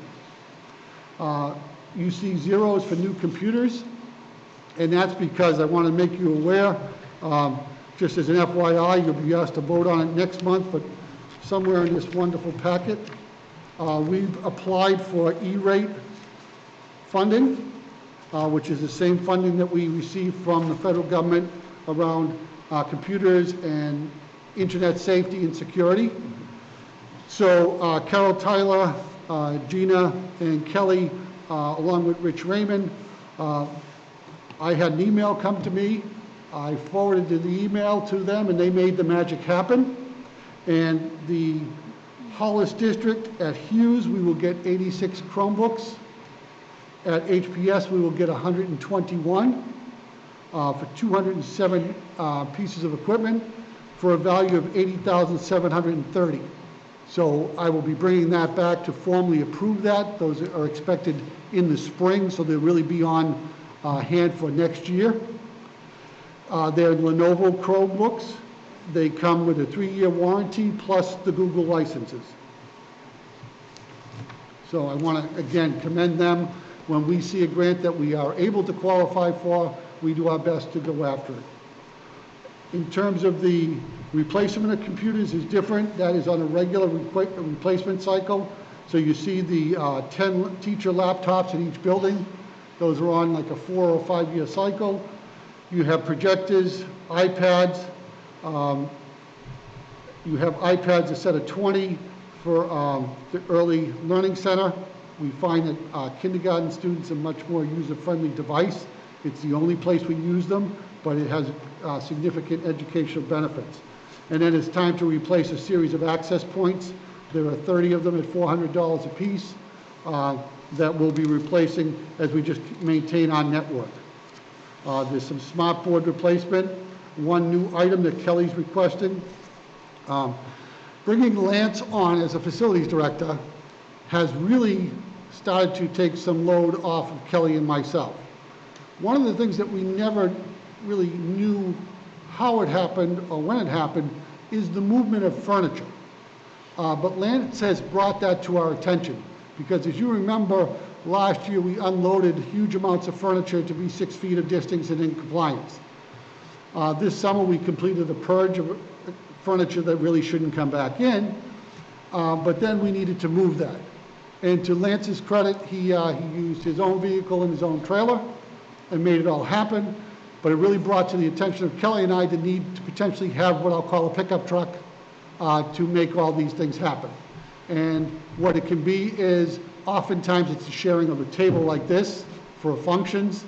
We have graduation chairs at the high school to be able to bring them over to Candy's promotion ceremony, and the Brookline promotion ceremony would start to reduce costs.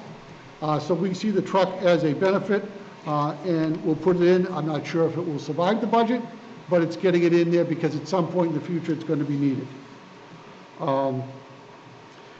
We are using GoGuardian filtering software on all the devices that we provide students, just to give them the safety and security that a parent would want and expect, and we're really excited by how that's worked for us.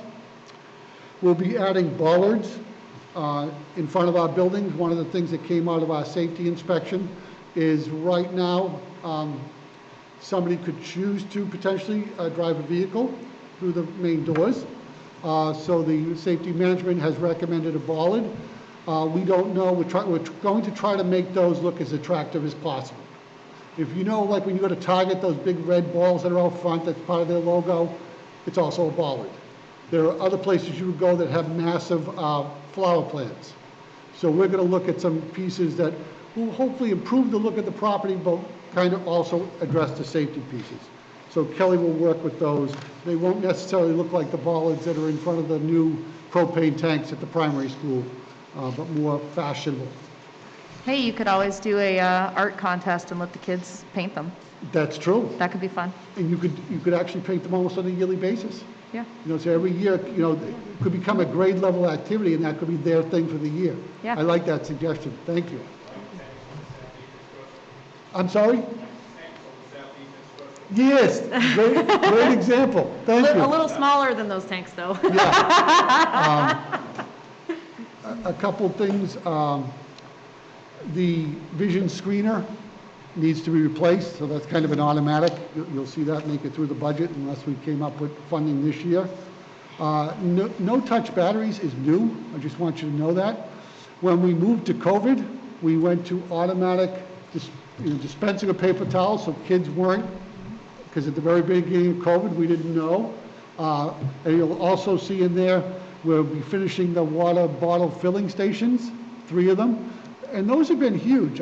Again, as I watch younger children and all of us, we tend to refill our bottles, you know, and the kids really, I think, are doing a good job of hydrating because it's changed. And mom and dad have a bottle and it's in, and I think it's a much better system, and it's so much more sanitary than the old bubbler, you know, when your face is in it. What do you mean no-touch batteries? The no-touch batteries, if you went into the restroom to get your paper towels to dry your hands, you just put your hands under, and it automatically comes out. Yeah. But it's battery operated. Oh, batteries for the towel. Yeah. Yeah. I thought they were electric, so sorry. No. They have to touch the batteries to put them in the no-touch dispenser. Remember, notice I was called a scientist, so. In terms of, I know Rob has commented on this, so we're not done with it, but we have a swing set installation up here at Hughes, annual mulch, more benches for kids to sit and socialize, some picnic table. We're still looking at a pavilion. It's also kind of where would you put a pavilion? So there's some different things, because some of the spaces that we use with tents are our leach fields, or there are tanks underneath the ground and things. So we're still working on that, so you may see something increase. The other piece would be, it may be something that when we get to the spring, I would be coming and advocating for potentially using unreserved fund balance to move those forward. All right, because that's a balancing act, just so the board knows. On one side, I'm telling you we're putting in bollards because of safety. What we learned from the pandemic is the value of that outdoor education, that it kind of somewhat disappeared because we had so many tragedies and we became more like lockdown environments. So as an administrative team, along with our principals, we're trying to, how do we balance that? You know, what do we do to make sure the kids are taking advantage of this wonderful outdoor ed area, because we have wonderful trails and different things, and we're very, very fortunate with Mrs. Happy at the primary school giving that introduction of all that. You know, there aren't many schools that take advantage of it, let alone have somebody that's their area of expertise, and really watching the kids outside, enjoying being out, but don't tell them, but secretly learning. They just think they're out playing.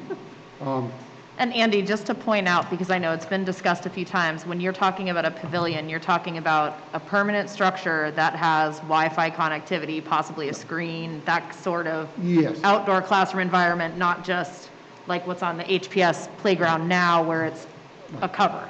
Right.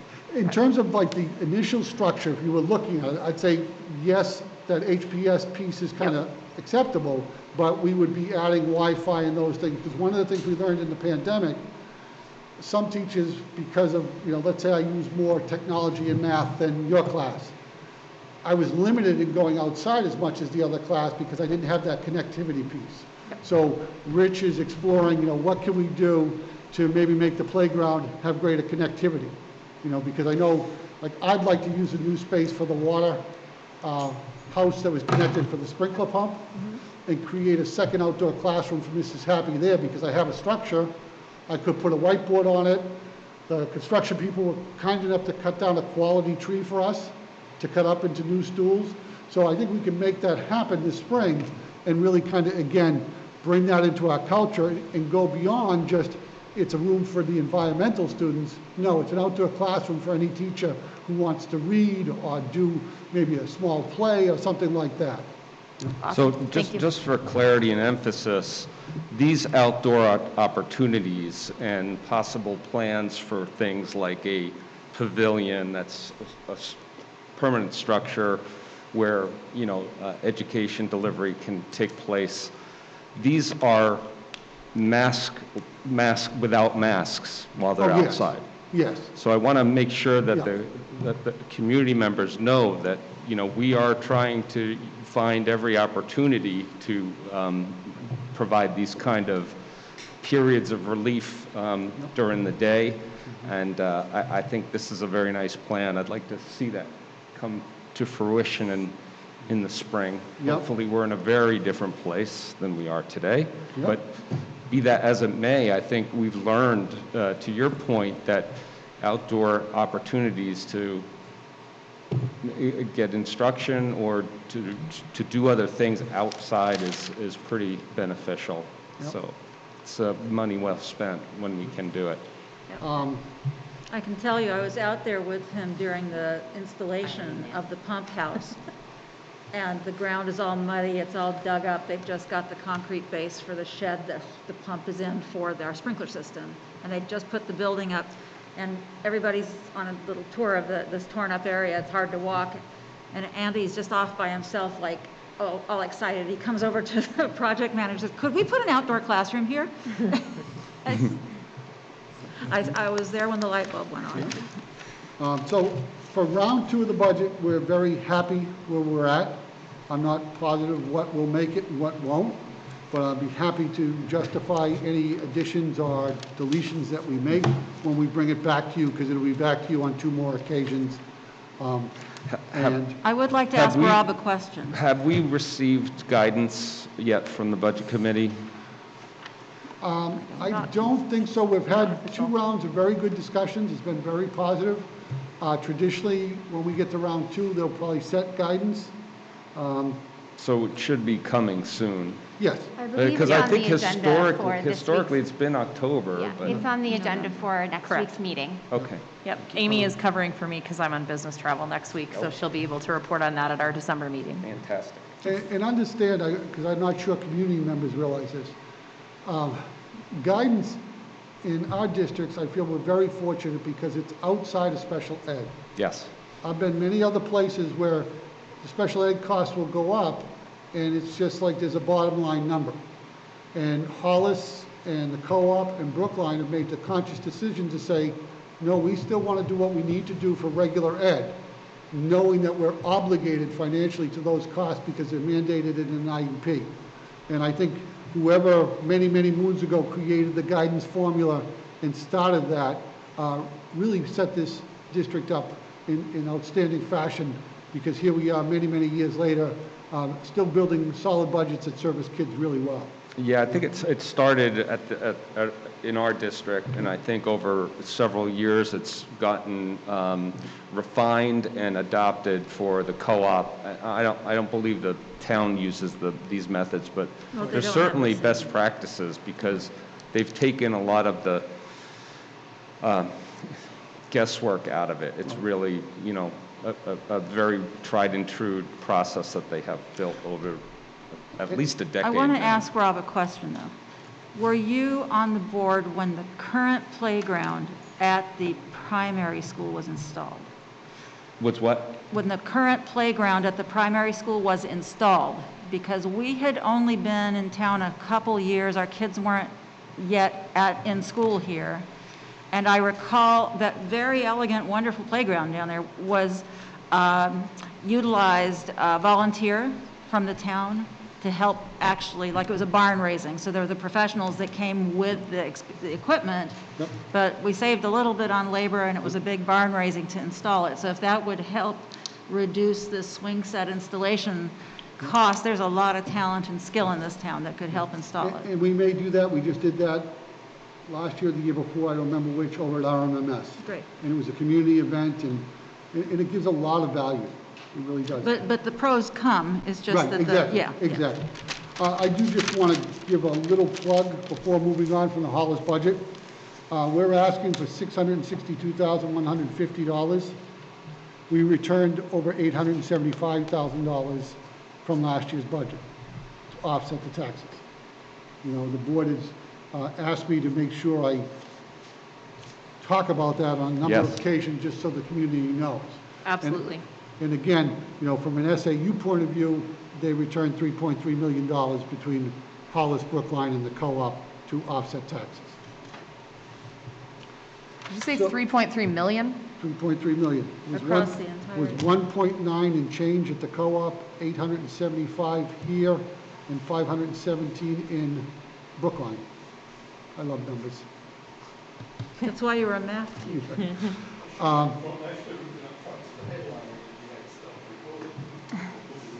Well, if you want to add that and come back again, you're right over in Dow Road. I'll set up with you anytime. In your packet, I provided the wonderful world of the 2022 annual meeting dates and deadline finals. This is the calendar. It goes through legal. It meets all the required dates and everything like that. So just looking at Hollis, you know, the big pieces for us, you know, 2.4 is the submission of town reports. 2.8 is our public hearing date, so we have a snow date for each of these. 2.7 is the last day for petition warrant articles. 2.7 is the last day for negotiated costs. And 1/31 is the last day to post the budget hearing. Now, one of the things, again, that we're very fortunate, we work very closely with the Hollis Budget Committee, and between Kelly and Tom, they really take care of all this. But I just bring it out so people understand, we don't have a lot of wiggle room. Your school district meeting date is March 9th, with a snow date of March 10th. So if you could book those on your calendars, that would be greatly appreciated. Andy, last year, we had the issue, was it last year, where the notice wasn't posted properly? What is our fail-safe here? I know that that's, has that changed? Can we just talk about that for a quick second? Sure. What actually happened is after you receive bond information, you then go back and post the final attested warrant with signatures in the newspaper. We made the deadline to submit it, it never got published. So what we've done, as much as the law requires it be published in a newspaper, they haven't changed that law. We were finding that our neighborhood local paper next door was not able to meet the deadlines as easily as the Manchester Union Leader. So when we did the co-op special district meeting this year and everything, we used the Union Leader because basically our window is much shorter in terms of giving them notice. But we're also, Kelly pretty much also now hounds people to get the copy. So that takes care of the calendar. And then I know time is moving, but we're doing okay if the board doesn't mind. Because the next thing is, in your packet, you have a report from William and Reeves, and I'm sure Rob will help me on this. But basically, as you know, we put together a lease committee. This is addressed to Liz Brown because Liz Brown is on the lease committee. Both Liz Brown and Karen Jew from Brookline have what I'll call more real estate expertise than I have. So it was wonderful having them on it.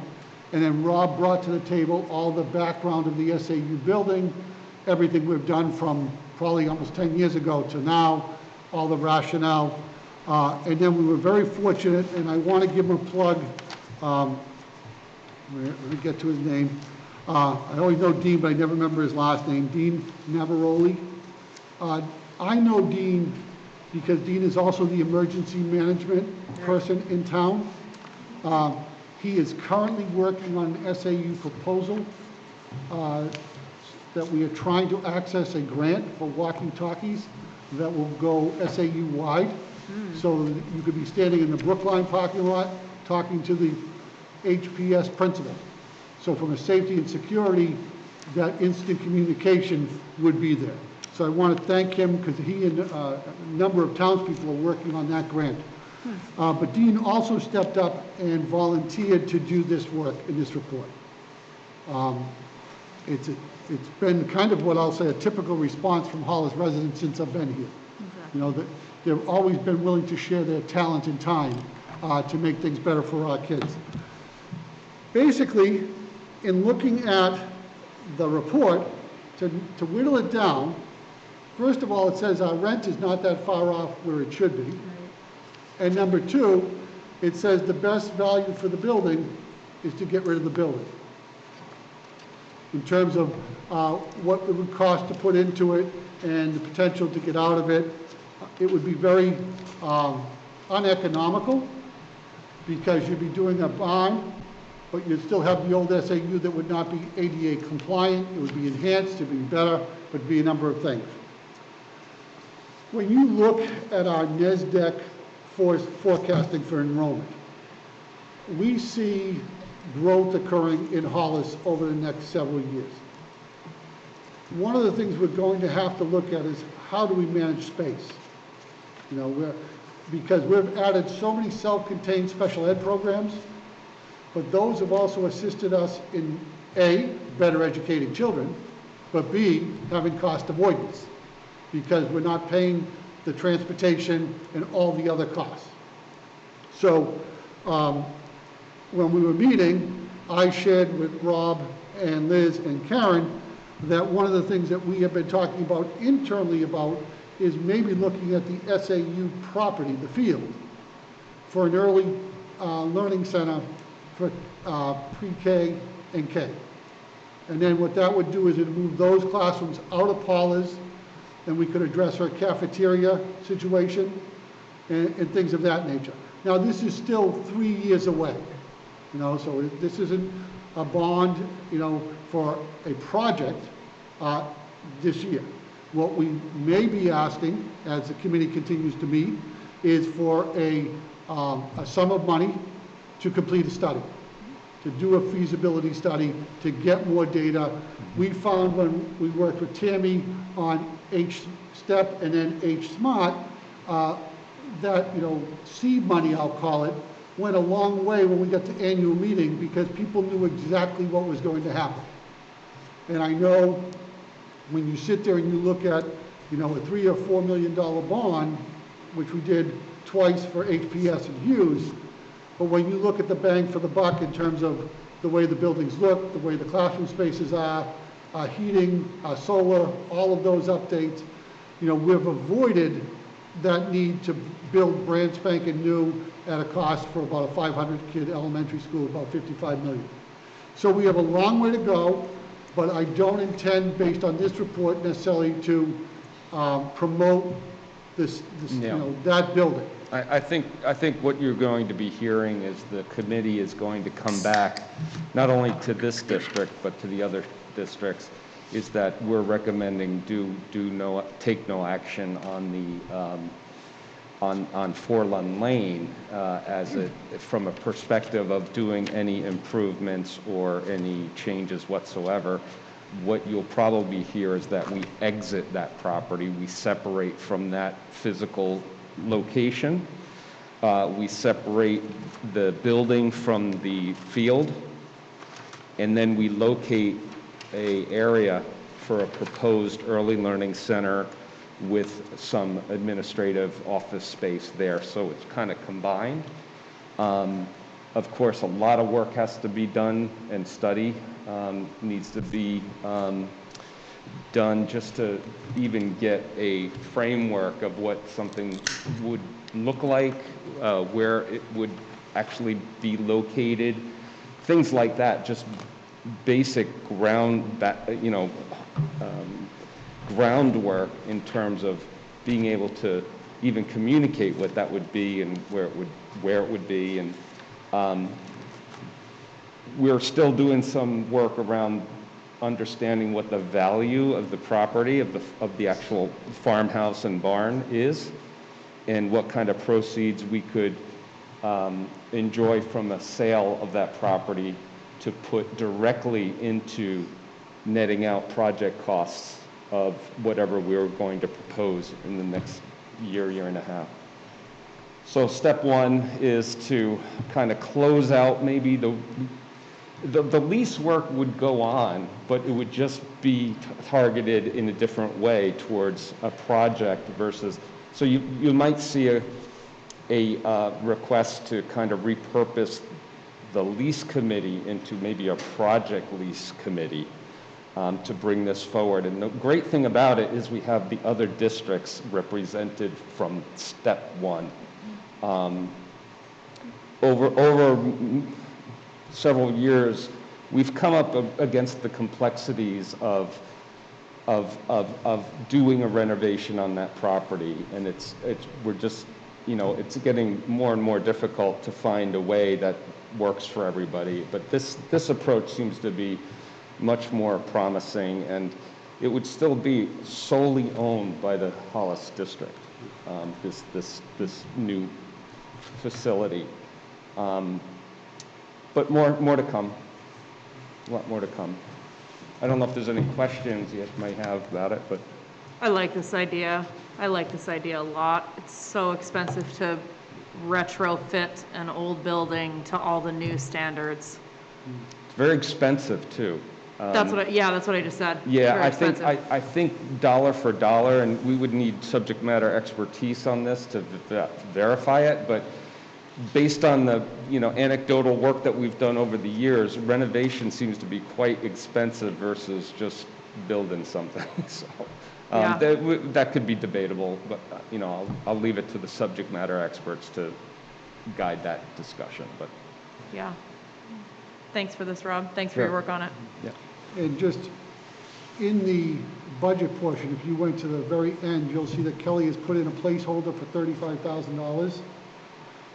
We don't know what the number would be, but I wanted her to get something in as we went back to BudCom and that, just to alert them that it's our intent to potentially seek board approval to get an architect and start to do a study of where a building would sit on that property, how would you get access into the back of the property, all of those type of things, we would like to start that work as soon as practicable, because we envision by this March coming and asking for funds for a in-depth study where, just like we did with 8-Step, where we look at a project, we cost it, we scope it, we locate it, we develop engineering documents.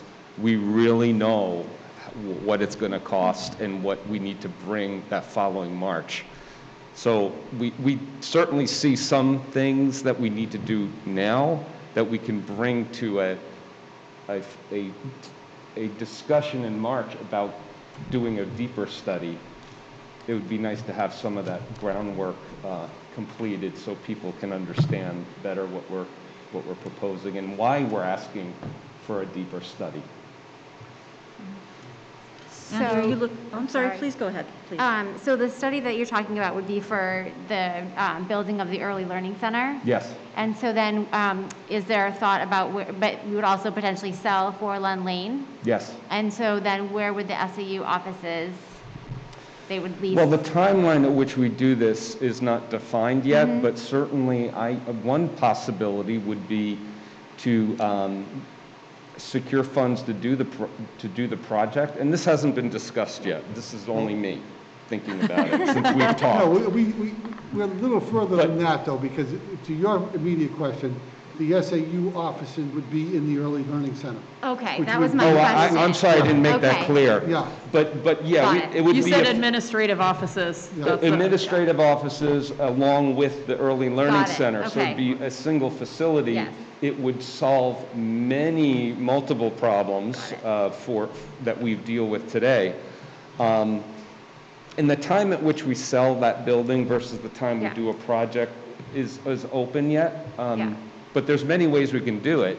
I mean, it may make more sense to keep folks in the farmhouse while we're doing the project, then move them out, sell it, and then take that proceeds and put it on the costs of the bond, or there's a couple ways we could do it. That's not the only way. Yeah. And Rob, so, oh, go ahead. sorry, I was just going to say, what is the acreage that we've got back there?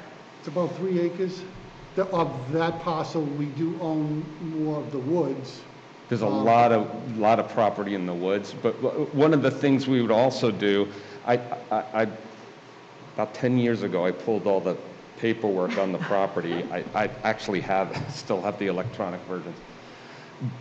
But I think that's one of the first things we'd want to do as part of the very initial work, is to maybe have it surveyed again. Yeah. So we know exactly what we're dealing with. If that makes sense, again, this is subject to subject matter expertise saying, yeah, we need it, or no, the documentations we have is fine. But there's a lot of land back there that can be utilized. And we're not saying we're going to take it all down and use it all. Could be on the edge, the back edge of the field, because as you know, that field is flat for about halfway, and then it goes like that. So it's not really usable field space. The kids know exactly Yeah. where the upslope is. So another discussions about access, how would you get a driveway back there, all that, that's all the detail that I think we would need to make sure we have a clear understanding on, because those are questions that's going to come up when we ask for a deeper study. Yeah, for sure. Thanks, So this sounds very different from the plan that we were kind of thinking about moving forward with a couple of years ago when we were going to bring the bond forward. And if the bond had passed, then we would be doing something very different than what we're talking about now. And I guess I'm just wondering, is it the real estate market that's driven that shift? Because we spent a lot of money getting a study, we spent a lot of money with architects and getting plans. And I'm just wondering how best to explain this kind of shift in path.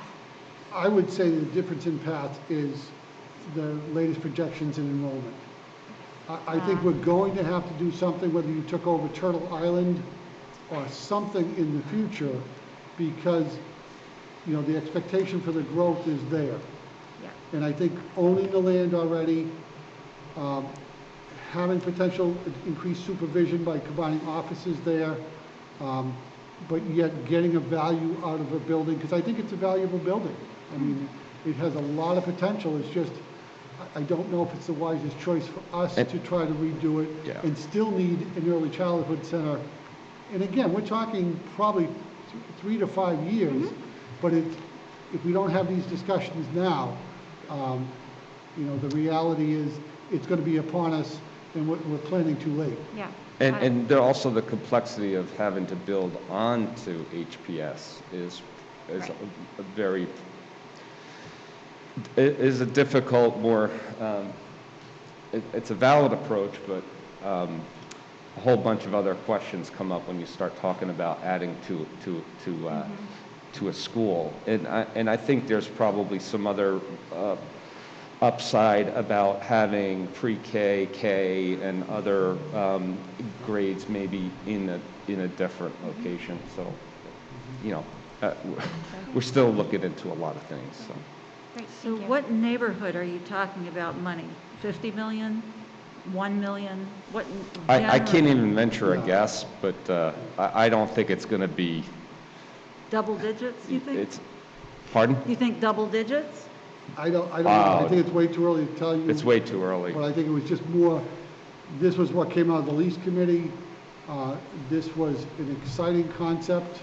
I know from where it came up, I was meeting with Paula, we were trying to figure out ways to expand her cafeteria, you know, but yet still keep all the programming we have.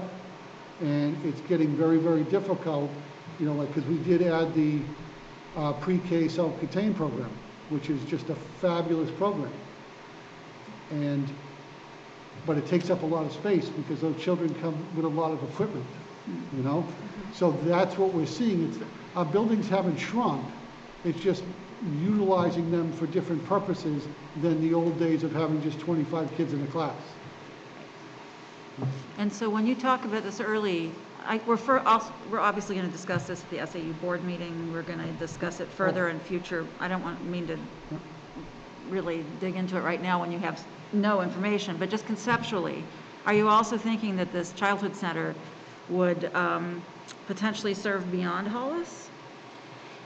We weren't looking at that. You're just looking at but replacement But at the same time, as I've shared with the board, communities are looking for potential placements for children that have needs.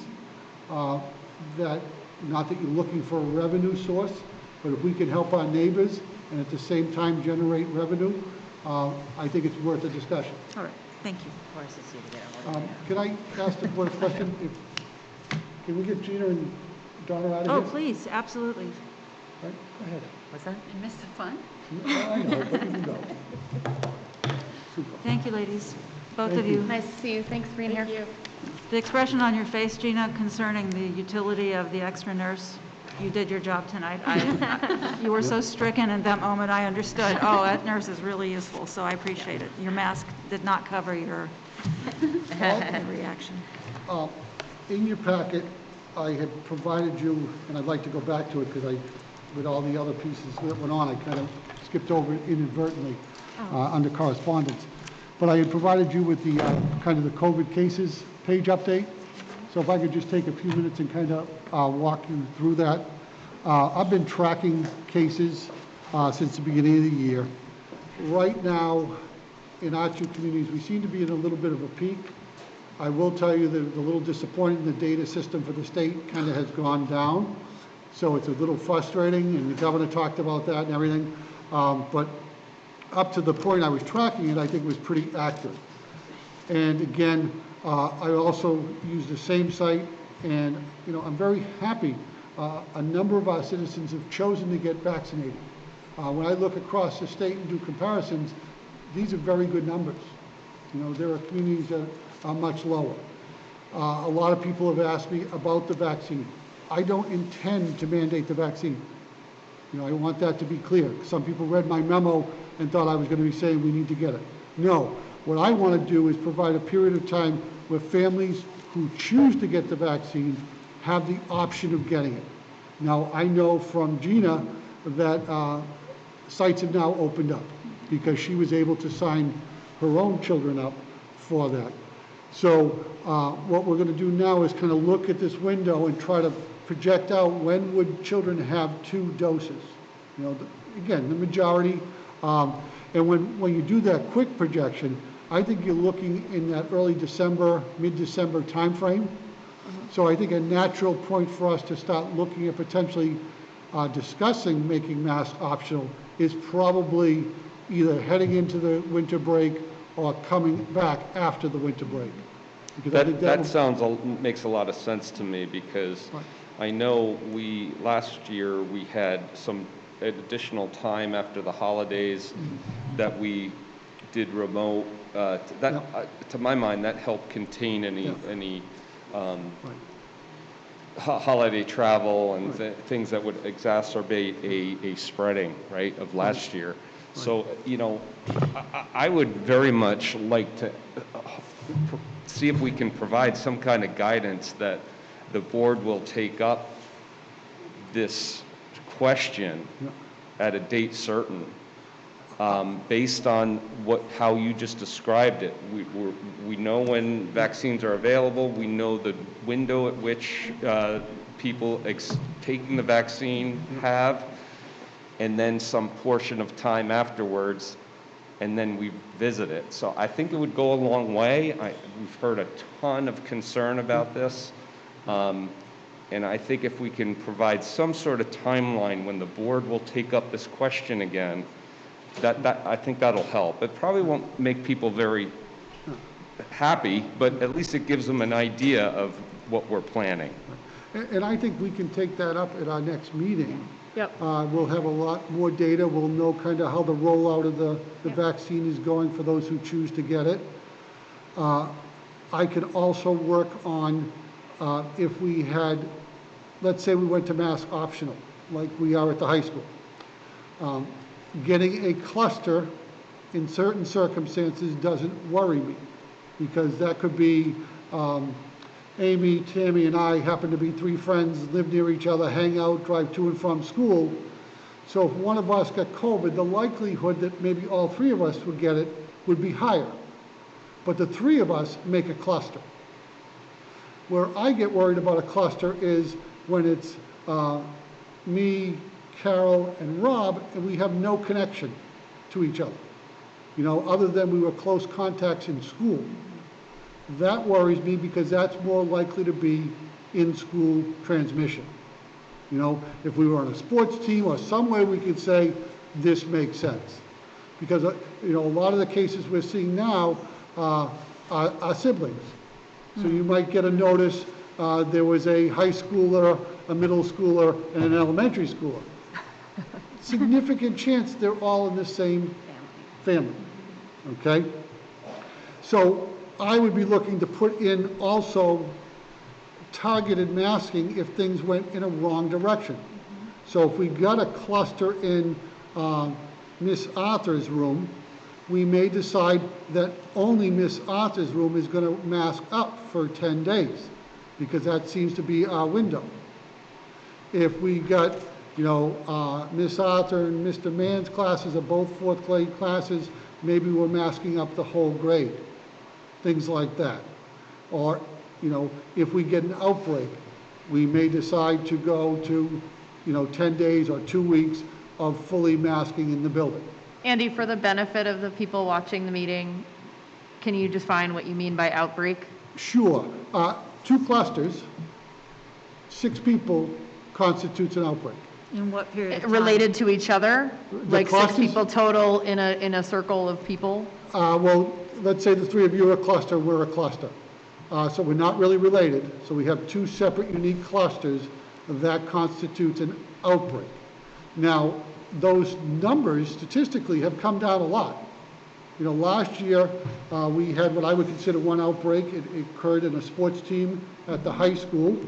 But that number was much larger before it was deemed an outbreak. So I don't know necessarily how the numbers are being categorized, but I think what we want to do is define what a cluster is, you know, what an outbreak is.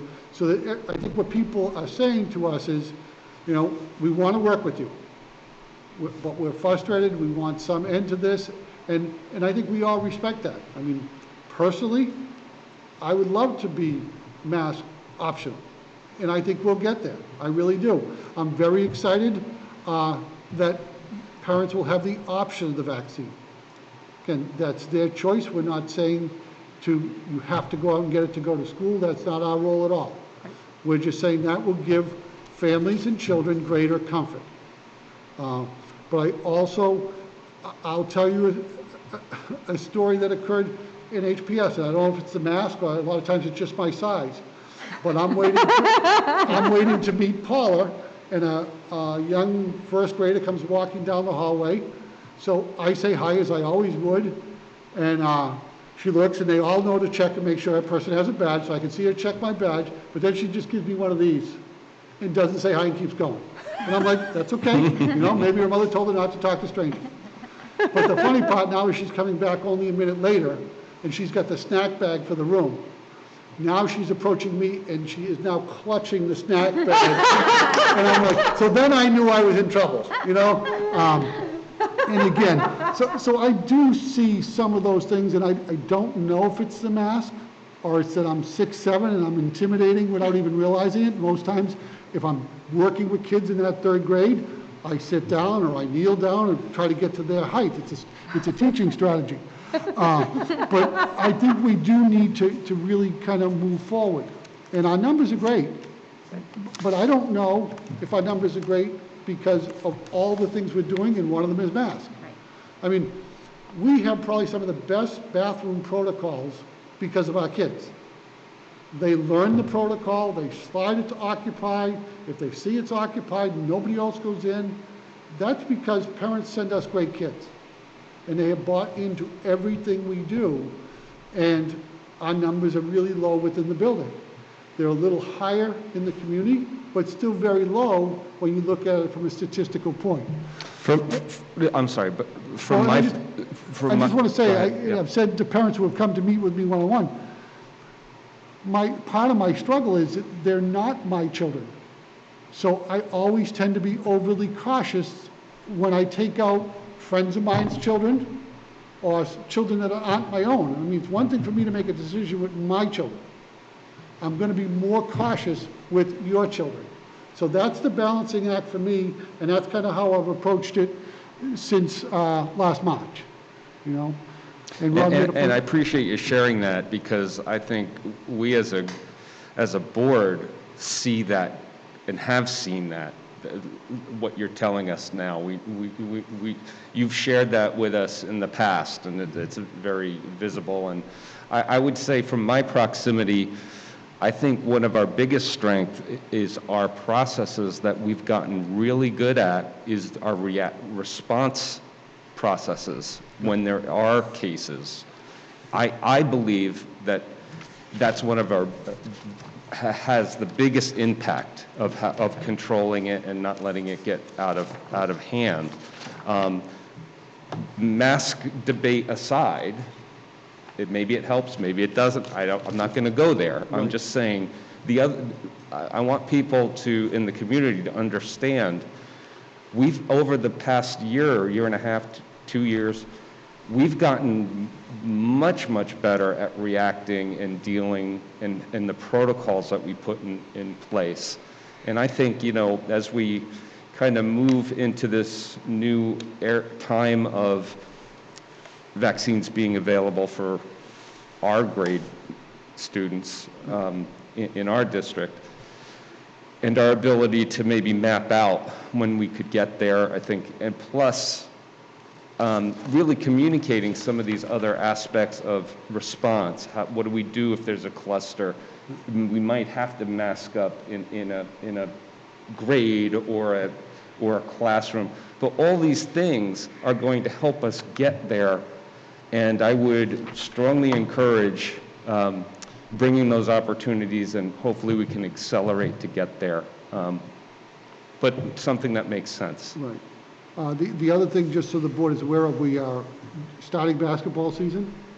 So we will be informing the basketball league, as we spoke about last month, that when the child is actively participating in the game, they don't need to have the mask on. They'll need to have the mask on when they enter the facility, or if the coach takes me out and I'm sitting on the bench, I should put my mask back on. Maybe I get my drink of water, do all the things that I would normally do as an athlete, and then I put my mask back on, because I think that there is that concern about vigorous activity, and our kids are doing great. I can't compliment our kids and our parents enough. And one other emphasis I'd like to make is that these discussions that we're having right now, and maybe mapping out, how do we get from here to mask optional and beyond, really doesn't. The busing and the transportation is not part of that discussion, because we, when we're at the governing board, we got a lot of input about mask wearing on buses, and there was a lot of misunderstanding that we don't control that at all. That's a federal mandate that at the federal level that puts busing and masking on buses. Yep. That's where the requirement comes. This board has no say about that. The SAU governing board has no say about it, even though they're the holder of the transportation contracts. So, when we talk about masks, we need to help the community understand that that is not part of the discussions we're having about in building mask wearing or otherwise. Right. Yep. Okay. And that takes us back to deliberations, Madam Chair. Not yet. Has everyone else had a chance to ask questions, make comments? Not me, because Go I ahead. stepped away for a moment. Go ahead. And perhaps, I think this has somewhat already been said, but I just want to reiterate the point that people that come and speak to us, I hear and I consider what they've said, and I don't take it lightly. When I joined the school board, I never could have envisioned that I'd be having to make the decisions that we have been tasked with. And I lose sleep over it.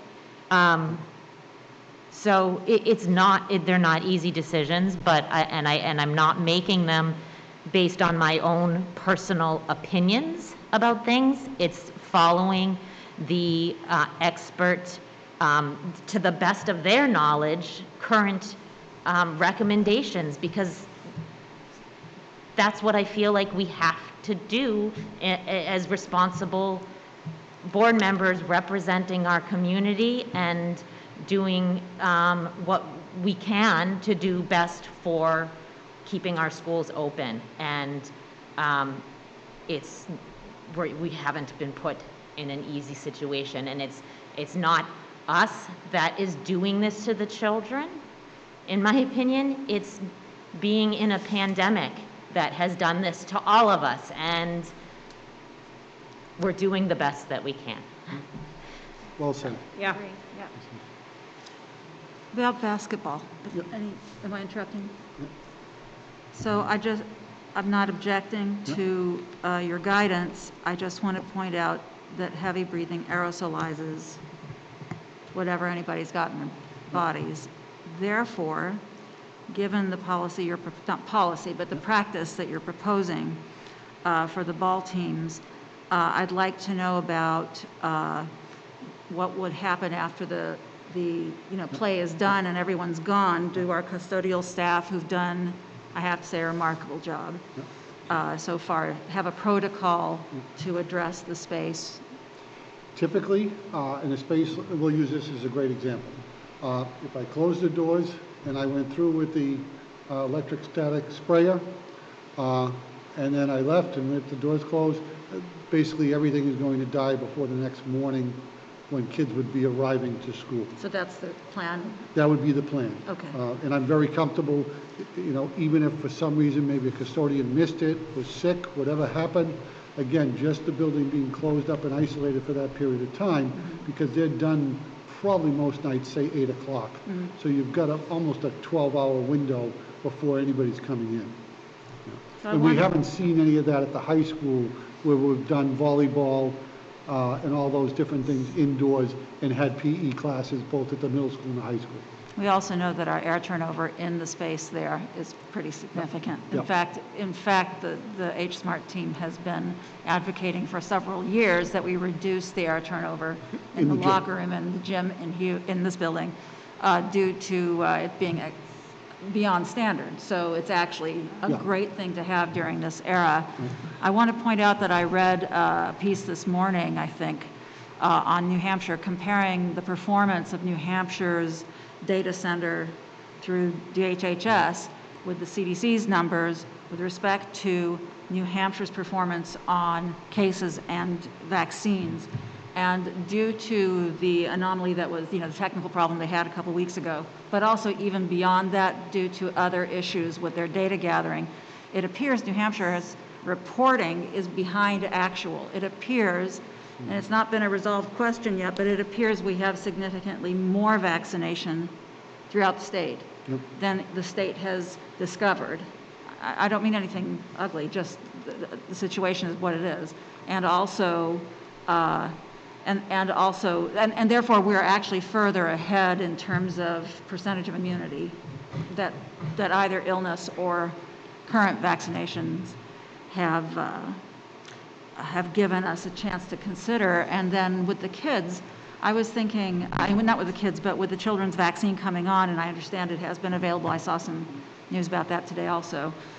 It seems to me that if we were to wait a little bit after the winter break in January, some amount of time, whatever the staff thinks after your research, hopefully by then we really will have a very significant cut into the unvaccinated population.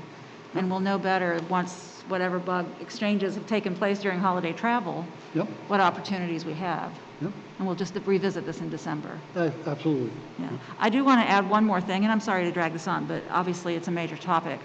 I'm very sad that some of our speakers continually say that we don't respond to their statements. I took made very specific efforts at last month's meeting to note the comments that folks made and to visit them with Gina. I'm sorry she left before I could, but among us all, we were all here. Because I do very much respect the point of view that is shared by them all. I do not agree that masks are child abuse. So obviously we disagree there, so I didn't go into that very much with my questioning. But one of the speakers, not here today, but in previous months, commented in multiple times during public input over the months that they have knowledge of the goings-on in this particular building and drew a picture, made an impression with their description of a very dangerous, disheveled, filthy environment. And I don't have kids in the building, so I don't have direct reporting, and I am a doubting Thomas by nature.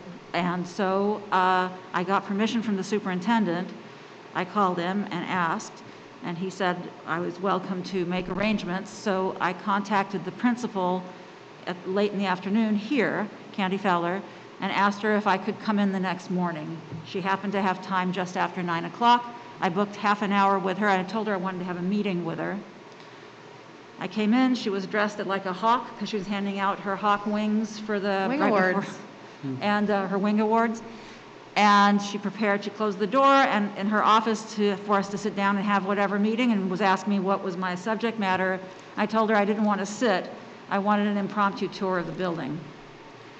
So it appeared to me by everything I could see that Andy had not spoken to her. I went into every classroom except maybe some of the specials because they weren't all available. And I did see one mask crumpled on the floor in the hallway, which Candy picked up with a wipe and threw away, and she said that was what they do is with either wipes or gloves. And then there's hand sanitizer everywhere. But the building, credit to everybody in this building, but especially the custodial staff, it was immaculate. And I don't mean to be speaking against comment from a public input, I really don't, but it was an alarming scene that was described, and I didn't and don't mistrust anyone's comment. I wanted to see for myself and report back to you. The building was immaculate. No one knew I was coming because I was careful not to betray that when I made the appointment, and it was immaculate. Okay, I just wanted to share that with you, and credit to the children and the kids. I'm just going to tell you, one classroom they were having snack, no one was in masks. And the teacher said, we're not wearing our masks because we're eating. And I said, well, yeah, you can't eat through a mask. And all the kids laughed. But all the other classes, the kids were masked, and some were taking math tests, and I didn't go in, just stuck my head in with Candy. She went in ahead of me, and I just looked in or maybe stepped in for just a minute, didn't disrupt. Saw some old friends. It was wonderful to see. And I got to tell you, it was a beautiful sight. So I was relieved to see that at least on that day, it was a Friday, the building was sparkling. And I think it's very much the credit of the children, but also the adults in the classroom. I would just say it's aligned and consistent with the expectation that this board clearly sets with administration about building operations and things like that. So I'm glad you had the opportunity to do it and kind of affirm our expectations. I was just lucky that the principal was available because I was taking a chance that she wouldn't be, and I wanted to go before we had this meeting. That takes us to deliberations, Madam Chair. Yes, now on the deliberations, you had asked for, hang on a second, please, Andy. Let's start with the vote on the attorney's recommendation to hire an independent investigator. My recommendation is to follow Jim's recommendation, which is to hire somebody that will come in and do kind of what I'll say, an independent investigation around the complaint. And then my expectation, if everything's done, would be to bring that individual to the board to talk to the board, because it would be that it's your investigation I'm just, orchestrating it, but it's the information for you, and that would be done in public, and then that would become part of the minutes. This would be done in public session. Correct. Would I be able to attend? Absolutely. Yep. Would I be asked questions? Am Am I allowed to ask these questions? Sure. No, you are. Honestly, I know, Tammy, I know. on my honor, I have no information. Yep. Okay, I was not given a copy of the Nope. complaint. I have no information. Again, my understanding of how an investigation is typically done, the investigator will decide who they want to speak to and when, so it might be some board members, it might be some members of the SAU. I don't think there's a structure. Outside of the meeting. Outside, this would be all what I'll call fact-finding, Tammy. Okay. So at the meeting, it would be kind of more the final report of the findings and the recommendations. Would I also be asked questions? I'm sure you probably will be interviewed. Okay. Yep. Will that be December timeframe? I think we touched on this. My goal to talking to Jim tomorrow, and he's expecting a call from me, would be to be able to have this for our regularly scheduled board meeting next month. Because I'm thinking a couple days to, potentially interview people here, some time to go through minutes and videos. They may want to ask some questions about emails and things, and then a day or two to write a final report. Will the work product of the investigation be available to the public once it's created, or? The way it would be handled would be kind of, I would presume, similar tonight. The investigator will bring the information in and allow you an opportunity to review it, go through it, walk you through it, go through the findings. Now, that could change. The investigator could say to me, no, we're going to put this in the board packet. That would be, I'm not going to make that call. I'm going to follow the guidance of the attorney. So what we got tonight that we read through, I don't remember what it was titled, but it's not a lawsuit, it's a complaint? It's a complaint of a conflict of interest regarding the board chair and the vote on mass. The contention, as I read it, is because the board chair had the potential to have a conflict. Yeah, I understand the content. I don't understand who they're complaining to, I guess. Board of Education. Okay, it was the Board of Education, so they're looking for the... No, they're complaining to the Hollis School Board. Now, once the Hollis School Board takes an action, they would have the right to appeal that action to the state board. I see. And the state board has the ability to either say yay or nay, whether they would hear the case. So this has not been submitted to the Department of Education? From the way I read it, it's submitted here, and my understanding is that the Department of Education typically does not involve itself until a board has made a decision, because they would review the board's decision. That makes more sense to me, that way, the way you describe And I it. thought they were saying that we were all in violation, and what are they It asking did. for us to all Well, that's what I was resign? gonna ask. I Well, mean, they are, again, my reading of the contention is because there was a conflict and nobody brought it forward, that the vote would be null and void. And that because we are tainted, that it should be referred to the State Board of Education to make that determination. Now, typically, in our SAU of multi-districts, if I had a matter that I felt a board was truly unable to make a decision on because of whatever circumstances, I already have two built-in boards as potential alternatives to go to. So I'm not sure I would be recommending going to the state board when, the co-op board is not involved in this decision, the Brookline board was not involved in this decision. It may still be the state board. I'm just telling you how I look at it through my lens of what options I have. And I have no say in this. I get to the jury of my peers as somebody else. It's a complete, separate, independent investigation, and they bring the findings back. No, I mean, you guys, somebody gets to pick who is the next step if there's an appeal. The attorney will make you well aware of what his findings are, what are the likely next steps, and if it did go to the state board, that same attorney would be our representative, and the work that we've done for the local board would be the same work most likely presented at the state board. I think the thing that's puzzling to me is that this board, prior to Chair Fareed even sitting in that seat, took actions to wear masks in our buildings before she was even there. This is the actions we took over in August were a continuation of our practices, and we took an action in August. I think that what's in contention and what was said in a public session happened last month.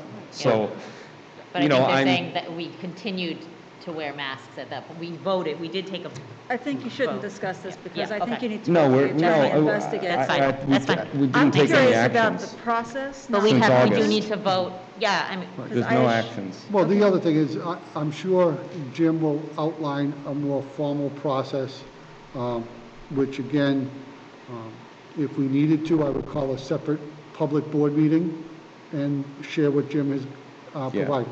I think Tammy, I'm just reacting to all the input we got this evening on that subject, plus the information we got I understand. from the superintendent, and one board member trying to process all this and trying to lay out what has been said here and what I know as the timeline of our actions, because, so that's all I wanted to point out. Yeah, and that was also why I was asking the question much earlier about like what our different options are. Is it really, is it take the lawyer or solve it ourselves, or is there other options of what we as a board can decide to do with this? Yeah, and to follow up on that question, because I think it's a great question, I think there would be potentially members of the community that would think that I was tainted in doing an investigation. So I think that's why I'm recommending it's a separate person who, again, does this on a regular basis. Yeah. Attorneys know what questions to ask. I'm not trained. And this attorney would be from our firm or someone, because that was another question they were asking, like, Right. are we using someone that's already like another guy from the Right. team? The piece is, there are really 3 significant law firms in the state of New Hampshire. Okay? We happen to we actually use 3 different ones to begin with. We have a separate firm for special ed. We work with Thomas Clausen for our contract negotiations, and we do our Drummond and Woodson for our day-to-day. Drummond and Woodson is probably, I think they might be the largest firm. They're both in New Hampshire and Maine. They have a wealth of people, so they have people that have never worked with us, or people that might have worked. I can recall, probably 6 or 7 years ago, we had to do an investigation, and they sent an attorney that I had never met, and she did a wonderful job, and that's kind of her specialty. So there are some lawyers that's what they do. So again, I have complete confidence in Jim and his representation of us through the years, and we'll take his recommendation.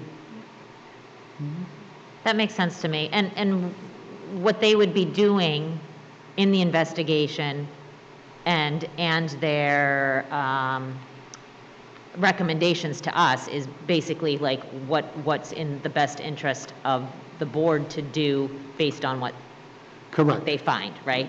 Correct. And it's also based on what they do find.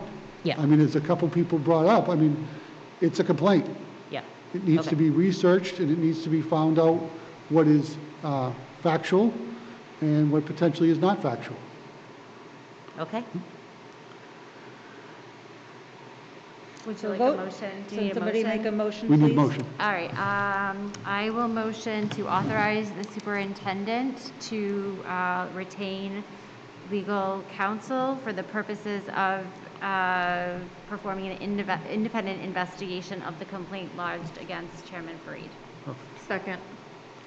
Did you get all that, Andrew? I did, and I know Don got it. Okay. All right, all in favor? Are we roll call or no?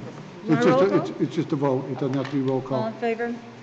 Okay, all against, and I abstain, as recommended. Yep.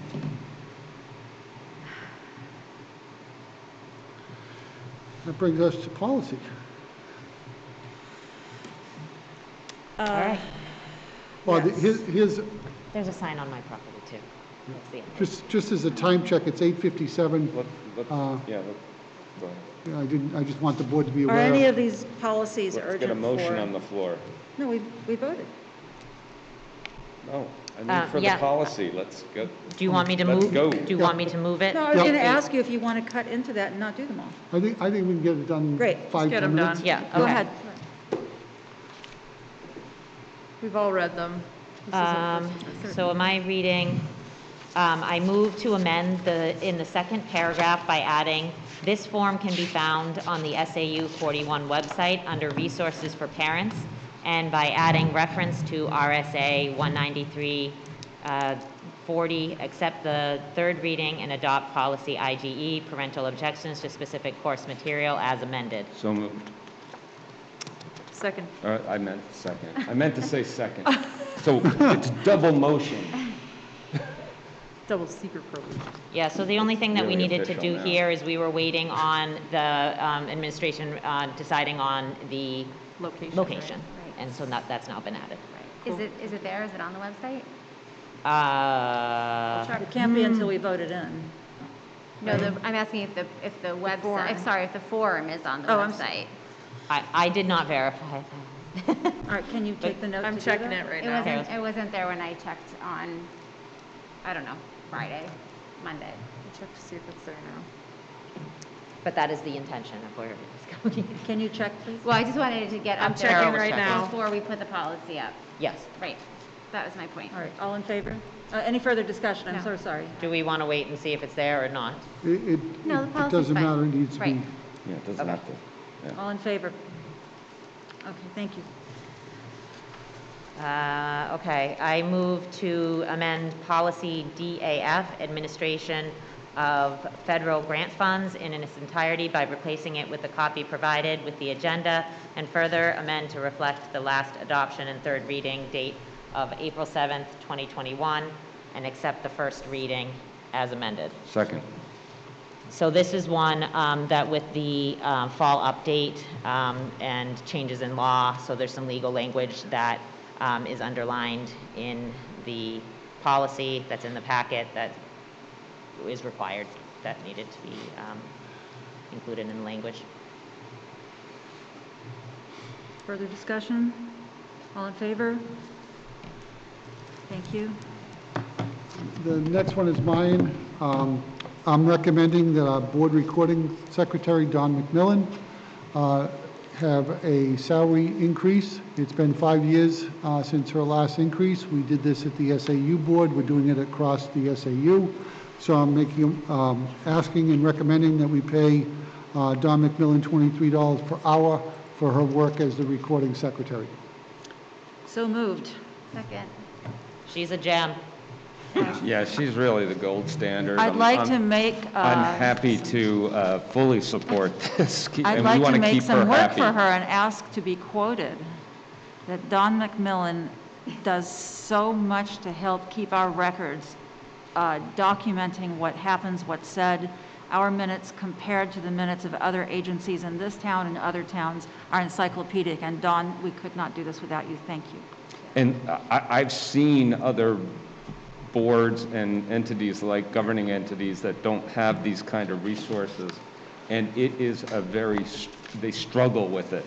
And she makes it easy for us. And to the Thank point goodness. that some of our folks who are here tonight complain that I actually sincerely agree with them, that very often through no fault of our district, the audio is poor on our live stream. She is able to provide really a very thorough record of what was said and who said it and what business took place. And these written minutes still have a very, very important role in the business of this board. So we need to bring her up to date to current pay scales. Yes. Yes. Further discussion? All in favor? Thank you.